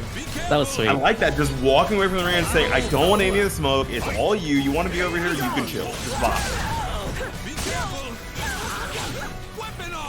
Muscle buster time. Let's see if we get a soul charge, there might be time. Oh my god. The weapon art from downtown, Jesus Christ. Okay, what's your punish here? There we go, punish. Ooh, soul attack. Okay, great. You know, great Charlie really likes dying, I think. Just to, you know, I think I said it earlier where we tell people not to kill themselves. We're like, no, don't do it. You have so much fun. You need to tell Charlie to do a backflip. If she's going to jump off the roof and try it's never going to happen. Charlie literally will never, only has one modus of play. And it's one of the reasons why, like, I think a lot of players never like losing to her. It's because they know better, but it's hard to make the call in the moment. Nice. Oh, wait, that doesn't... Actually, Oh my god. this is so That weird. wasn't a combo either time. Okay, it was finally a combo. Okay, Oh that was the most insane bullshit. Okay, so first off, soul attack on even only did one hit, and then so that confused both of them, and then Charlie used that to take the turn again, and then manages to just raw meme with back turn A plus B into into freaking a pretty suboptimal combo, and that in and of itself ended up creating the win condition on top of it, because then they're like, I don't remember what the situation's supposed to look like. When you accidentally create a new layer of offense because you haven't seen the situation before, neither is your opponent. That was so weird. Oh, nice sidestep into the whip punish. Yeah, the Lord give it, the Lord take it away in this matchup. They both can contest each other, but it's up to. You can't be. I would say like with 4-4P. I don't get it. Like, why do you get 100% of this shit? Okay, nice. Good tempo from Charlie. Going for the full GI back. after AA, surprise. Face B. Oh, interesting. So you can't RE after just raw 3B, huh? That's pretty good to know, actually. What's your punish Yeah, that's a there? good situation to be in. Trying to GI from full screen against the break attack. I actually love that. That was big for him. Hit the leg. Okay. I think Charlie's in spirit. Yeah, there's 1A. Ooh, he's in spirit and Jeez. too far to be able to do anything off of that spirit art. Infectious blew up both defensive options back to back. Oh, that's a great air confirm. Jeez Louise. Basically full damage for an extra from there. Oh, what in the? I'm surprised not just to see a 6B. And there is another backstep into immediate sword art. They've been working out really well. Infectious is pressing buttons from those ranges where it's like right outside of Azwel's best ranges for normals, but definitely works for Yeah, sometimes you gotta play like a crackhead, I guess. What punish this with? Enjoy. The little ball! You know, sometimes you just eat a little ball and die. Have you ever just said, ball is life, man? You missed your chance for mercy. Oh my god. I can't believe what I just witnessed. I don't think Charlie deserved that. I'm gonna be I quiet feel on that. bad for Charlie. For Yeah, I that feel one. like that was a godlike read, and she got bodied. The for Phantom just range, 20 hit dude, points. it's so long. It's not even Phantom range. It's just a big move, dude. That move's huge. I might crash out, bro. What the fuck? We'll see if Infectious is gonna win off of this. Okay, no punish. Gets the second hit. Okay, forcing out opponent's soul charge probably pretty soon. Yeah. Oh, nice soul attack. It's actually a great choice. Oh, you lost with this. And the weapon art, yeah, spent the meter and lost. That's a good position. Almost a half a bar for Charlie, a little over a half a bar. Might be able to build one soul charge here. Okay, what? Unless you throw your life Get the away. fuck out of here, man. Come on. BB probably was supposed to be 3B, right? Because it continues the string after. It was like, oh, oops, I got the wrong thing. I guess I should finish it. Show me your power. Okay, soul charge. Soul charge here. Yeah, this is a good position knowing that Charlie doesn't have hers to play back with here yet. I don't know. It might not even matter. It doesn't even feel like they need it. Charlie is playing a great defensive zoning game versus Ivy. Damn. Okay. I mean, they both have basically equal range, so it kind of checks out. Okay, nice And punish. that's gonna be it. Charlie is resetting the bracket here. Yeah, kind of getting sloppy from Infectious. A good call outs for not like to credit where credit is due. Ari on Wake Up usually destroys Azwel when he's applying fake Oki. But she's been changing her timings enough to where it's pretty reasonable to just create the whiff and then doesn't get smoked by the RE cancel, because the RE cancel like will track 360 degrees if you press too early. Yeah. I guess most of the RE cancels are that way. The only one that always tracks no matter where it is Zasa's. I don't know why they did that. But you can I think you can RI it into a full punish because you can't RI back because it's considered a projectile. Pretty cool. I don't think we'll ever see that happen. I saw someone do it in like an Xbox lobby, and I was like, "Whoa, this guy's cracked. This guy's crazy." And then I looked at the leaderboard, and he was like number 7. I was like, "Oh, okay." On Xbox? But, yeah. Doesn't that but mean I you just got blocked a ton of people? So I guess so, because like I made it to number 1 ZOS in like a month. Like it didn't, and now I'm number like 4 or something. Like a few people passed me up. My friend told me to buy an Xbox to go get number 1 back. It would be funny.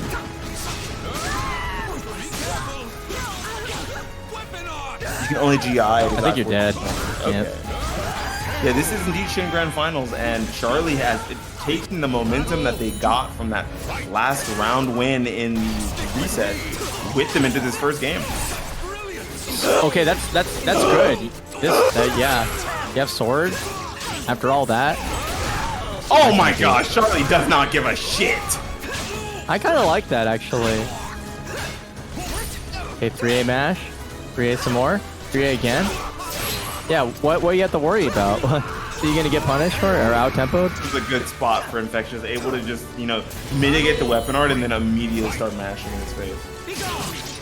Alright, 6A and 2. Okay, trying to play the tempo game. This is unfortunately where Charlie's a little bit weak here, but Lamau destroying the fake Oki. Disco kicks. Run up GI! Jesus Christ, woman. Ooh, that's so stupid. Why did you use the 6A at the wall and getting smoked for it? I'm forged. That was so off axis, I actually want to hurl. Okay, get sword. Beyblade, punish. Yeah. Using something that's completely punishable on block in your last moments of life. Yep. That's a Charlie classic. That's an Azwel thing to do.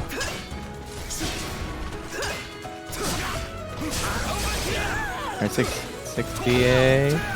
Pure. Yeah. Nice. Oh, Yeah, he knows. He knows about the rule of 3s thing. Because like, oh no, if they keep full crouch 3Aing, for crouch 1Aing me, what happens? Oh, I take like 10 damage over and over. Yeah. Nice punish. God damn. Show me your power. Enough 3P. Jesus Christ. Oh my gosh. Just get. I mean, sometimes you're getting put in the Lotcher Casino. It's got to be like that. AA. But your opponent's in Almighty, so you got to be worried about 8 people's K. But instead uses A check, gets soul charged out of it. There's the soul charge right back. Oh, trying to immediately check. That is one of the spots where Charlie likes to go for both of those 2 options, the 6A plus B into the immediate A plus B. Nice, 2A. What do you get off of this? Do you actually kill? No, you don't kill. You just get big wall damage. Yeah. And that will be a kill, though, because of that immediate crouch at the wall. Maybe expecting a CS. It was a nice little slow walk up that looked like it could have been obfuscating a command grab.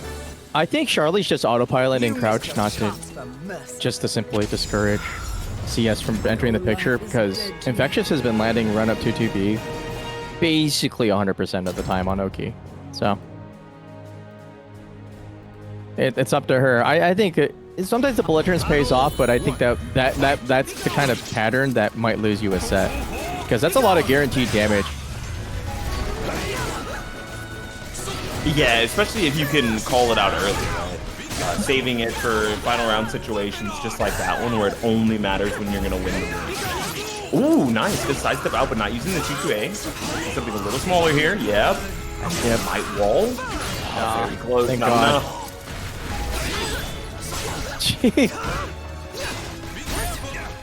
Oh, it's over now. Oh, man. You were dead just from getting Muscle Buster GI. Like, what are you going to do other than re-GI? That's basically your only recourse. Nice for punish. Infectious playing the range game a little bit better here. 50B once again working on the tech. Guys, not allowing Charlie to roll out there. Taking just a buttload of damage, attempting to try to get off the ground further away. Okay, so she did block high once, though. But she didn't have the whip punish ready on deck for the second part. Ooh, nice sidestep about the immediate 2-2A, calling out that reverse ledge as they see a whiff. Maybe we'll get a wall this time. Very close. Never. Once again, none of Infectious and combos have been able to wall, but that's probably for the better. So the retracking was insane. They can spin one. Oh, unfortunate. Unfortunate drop. That's the good combo. Could spin one here, but instead just taking choice. that multiple are going to be way too low now if you're alive. To spin this Okay, one. the dream. This is winnable. This is winnable from either soul attack, maybe? Oh, this is a reset. Oh, okay, this is the one big. What weapon, though? What weapon is Charlie in? I don't think He it's gets sword. a white I believe birth. it's spear. I think it's spear. Oh, it's okay. Goes in Axe, nice block. Oh, and calling out the movement, trying to use a run up. What was C. that? Run up E? Wow. Yeah. That's an okay whip punish. Okay, here it comes. It's actually kind of unfortunate. Oh, it's so good. To put sword out there because that means that you don't have sword anymore. You only got the first hit and then knockdown. You can run up and then try to like AB them or just AA them to stay in sword, but otherwise you have nothing. Another one. Infectious really good at these positions. Finally getting the wall. At long last. At long last, we got a wall. What if we hadn't got the wall, dude? No, wall shit, you're reset, fucking dead. Level. I think you're dead. Wait, maybe not. No, you're fucking dead. Told you, bro. Told you about the stairs. I was just watching, anticipating. I was like, maybe it's like a pixel. I think I've been hit by that same combo at some point on this. Actually, on this stage, yeah. I think that's why I kind of remembered. I was like, wait a second, you're just cooked. It gets the gnome out there, getting a ton of meter too. Okay, 6VV follow up, bump, bump. What we got here? Double fake out. Does Charlie even have a weapon? I don't think she got to play the game yet. 1A. Oh my god. I respect the gumption to run up, you know, point blank 1A, but it is not meant to be. Oh, good run counter, catching that. Oh, almost gets the punish there too. Finally. Oh, but I don't think Azwel can actually get a punish there in Axe, which is what he was at. What is that? Minus 12, right? 2-2-A? Oh, well, yeah. Well, you can, if you're crouching, you can get full crouch. A plus B, but yeah. No, he was That's basically not really. Standing, no. Your fastest punish is actually. Ooh, that's gonna be a good wall here. Wait, maybe not. Might not be close. Yeah, not this time. Yeah, you know, I think 1 of 5 isn't bad. I like it. Grøh's due. Her swordplay is pretty good when it comes to whip punishment. But unfortunately, to take the character the extra mile, you need to be able to run an offense with it. Instead of just being like, okay, I caught you doing something goofy. Oh, it's gonna go through it. Oh, completely what a goes for it. punish. You're just fully stuck with fucked up. recovery. Hey, good Wait, time. almighty. Low. Nice block. Oh, we both called out the low. Oh my god, dude. Just... My Wall dude stacking is K, like... right? He wanted dessert. 100% K, right? Yes, anything but whatever that was. Oh god. That's 6BB. I thought 6BB might be fast enough there, but I guess not. It's high 16, Parsec, maybe bro. they- You got... Ooh. Good art. It's the B, and if you get this confirmed, oh my god. Oh, that's not bad. Oh, immediately soul charging too, yeah, because Azwel's not really gonna be able to punish that properly. Okay, it's Another one, two, Savior's power three. time. 6-6-A. Oh, Very careful. Yeah, this could be Savior's power. Savior's Wait, power. hey, doesn't need it yet, doesn't need it That would yet. have been No, so no, no. cool. That would have been so cool. Definitely want to save it for the next whiff. That would have been the spot right Okay, there. that was pretty They didn't goated do it. though. I like the use of. Oh, ooh. Nice. Not able to kill one more mix-up. It's the throw. The throw better break, like you say. And the 6B to close it out. Oh shit. Okay, 2 sticks of butter though, and Azwel having none, pretty rough. Okay, What is pulling that? out Axe. Oh, was that Axe? Yeah. Yeah. And now you just get to be a bully here. Okay. Tides are turning. Oh. Trying to press through that Charlie is an actual nutcase.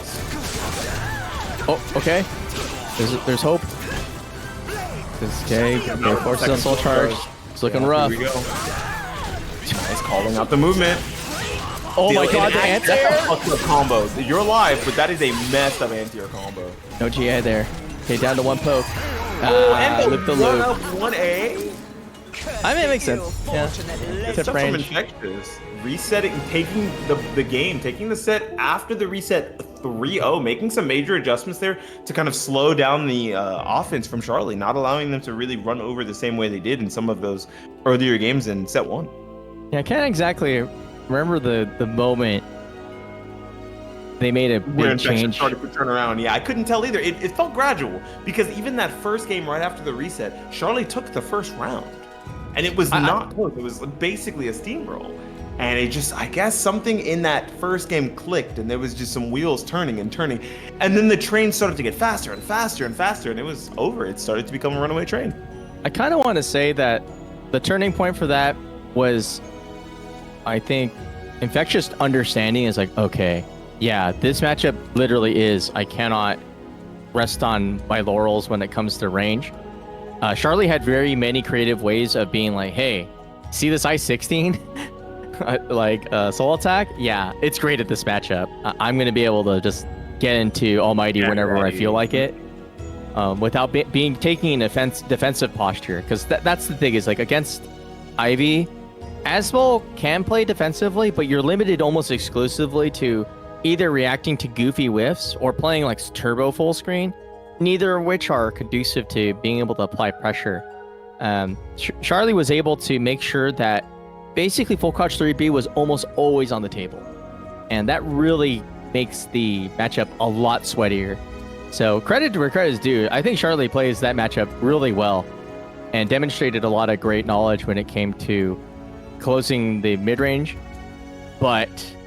Unfortunately, I think the missing piece is like, okay, can you take sword and make your opponent feel really stupid for like doing anything, even up close? And that never really got resolved. And it's hard because like you don't have a low. It's hard to corral people, but I've noticed that like that's kind of like what the super good Azwels do, is that they basically make 2-2B look like the best move in the game, and just keep ramming it down until the opponent either buckles or they get into like close to guard break territory, and or the game just shifts to a place where it's like, okay, you know what, it's time to go axe, let it rip. Yeah. But either way, and we rarely saw that, right? Most of the lethal hit offense actually came from Infectious side, right? Like calling out things with 2-2A the same way you'd call them out with 2-2B very consistently, going for the bigger damage reads and punishes off of 6-6K at the wall. A lot of the heavy offense came from Infectious, and I think the nickel and diming of Charlie really got caught up with, because I don't think that Charlie particularly wants to do that. It just happened to be the only way that they were taking games away from Infectious. They're bigger offense, they're scarier things, they're more unpredictable offense and defensive patterns weren't enough damage to really contend with what Infectious was putting on the table consistently. Yeah. And that consistency that Infectious showed there really showed us how to dismantle a playstyle like Charlie's, which is pretty good. Yeah. All right, guys. Crack out those last codes. Yeah, please use the codes, guys. Come on, this is free money for the competitors. What else are you guys doing right now? Listening to me and Konmai? We're trying to get Infectious to show up to an offline tournament again that's on the West Coast, baby. I feel like Infectious is going to spend this money on food. I don't think they're going to save it. I listen, Infectious. I met Infectious on Summer Jam, so I know they can play offline. I'll be honest with you. I want somebody who like is air quote like terminally online at this point in the game to come up and beat some ass in the offline contest, because I think the buck will stop at the Japanese players, or probably like Silas offline is one of the scariest players I've ever seen in my life. So there's that too. Guy but plays like he's playing a combo video. Like he's not even playing the same game as everyone else. He's like, can I just like hit a cool clip? And he does it mid match as if it's normal. It's kind of terrifying. Literally all the Buffalo when it comes to the oddly specific lethal, punish lethal hits, like all of them. I played casuals with that dude, and I was like, I've never seen anybody play this character like this, where it's like, oh yeah, 4-6B, 4-6B, 4-6K, 4-6A, all of them just working all the time, and you're just like, whoa, I'm not playing the same video game as I've played against Like, other people. Yeah, he's definitely playing like a rhythm game, and everyone else is playing an actual fighting game. He's like, oh, sweet. Is that a new note to hit? All right, time to hit a clip. Let's go. But it still loses to Incendiate's X. So Lamau, let's go. To be fair, that is a character and a player that don't like to leave a lot of big open gaps for you to get those crazier things. Just you know what we're gonna be saying at Fates Crossing is like, better pick X against this dude. Don't go leave a Ivy. chance. Don't do it.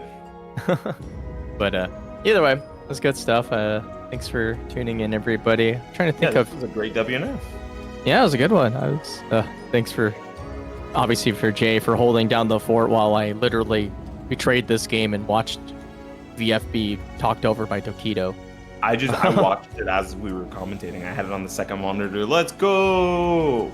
It's got some interesting concepts. I think they're really overselling the stun combo thing, to be real with you, because they want, like, they're talking mostly about the aesthetic stuff, but mechanics wise, the like damage parts thing actually persists through rounds. So if you basically hit somebody in the head a ton, what I'm assuming is it probably changes the frame data on counter hit probably a lot, or maybe on normal hit, who knows. If it's on normal hit too, that's gonna be really busted. Counter hit, fine. Normal hit, yes, no. If it's VF, this is the thing is, like, if you give a VF player the idea in their head that, like, okay, I'm gonna get extra reward for going for this high because I've been pounding highs. If you tell that to a VF player, they're gonna be like, bet, I'm just gonna freaking tech crouch that shit and obliterate them. Like, yeah, like some characters have moves that like 3-3 Ps or 3-3 Ks that are like tech crouching and full launch combo, and you're like, oh, okay, I see. Maybe I shouldn't do that. Yeah, I think with VF in particular, it's gonna be a non-problem. I genuinely think even if that said, if you touch this pod again, they instantly die. I genuinely feel like VF players would be like, yeah, whatever, I'm used to that. Let me just duck it.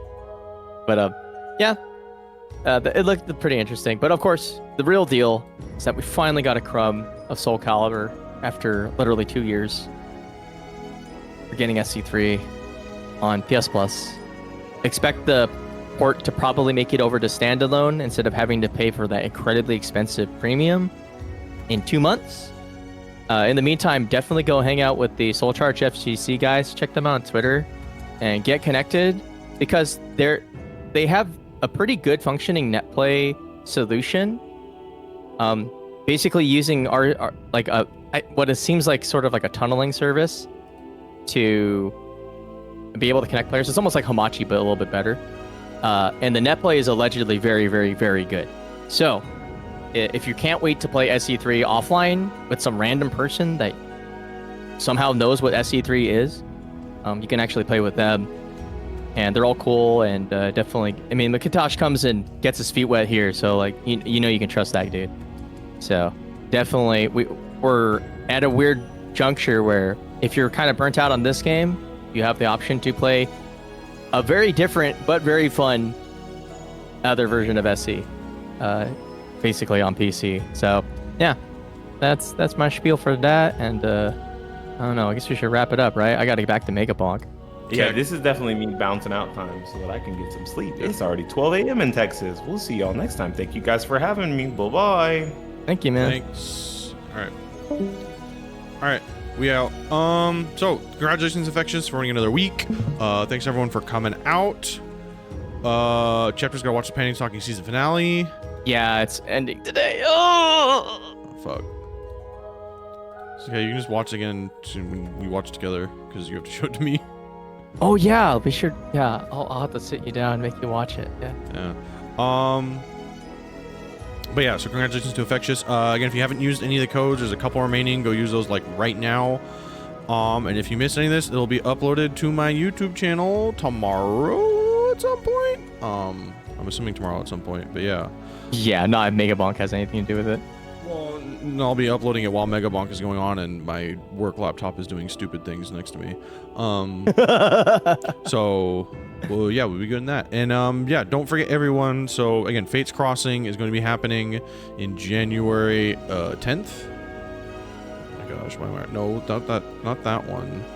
White. Oh, there we go. That's the button. Yeah, January. 10th and 11th, or 9th, 10th, 11th, that weekend in January, over in Portland, Oregon. It's going to be a really, really cool event. If there's any SoulCalibur event you'd be interested in traveling in, I would definitely make it this one. Evo's cool and everything, but this one's cooler. This is the one. Yeah, I would. Yeah, this is the one you're gonna want to go to. So yeah, check it out. Start.gg/ I think just Fates Crossing, all one word. Or just look up Fates Crossing on start.gg, and you will get some more information about that. It's gonna be dope. And then yeah, we just announced tonight that there's gonna be another TNS SoulCalibur Parsec series. A small collaboration between the Faustian team, TNS, and Deus, as SabinDeus will be using Parsec servers to host that, as usual. So we get the good old corn-fed Iowa Parsec, or whatever. Oh no, potato-fed. It's Iowa, it's potatoes, right? I don't know. I'm too tired. Anyway, so we got that going on. Yeah. Anyway, thanks everyone for coming out. I'll be out here again next week. Oh my gosh, I haven't checked. Who am I rating? We're just rating. Is anyone else playing this game? Oh, Dezuna's playing. Oh, well, shit. Yeah. There you go. Made my job easy.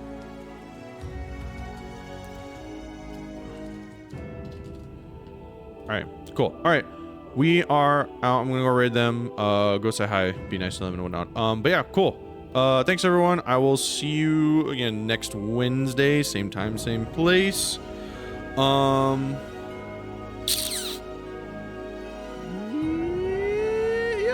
that's about all I got right now. Okay, thanks everyone. Bye.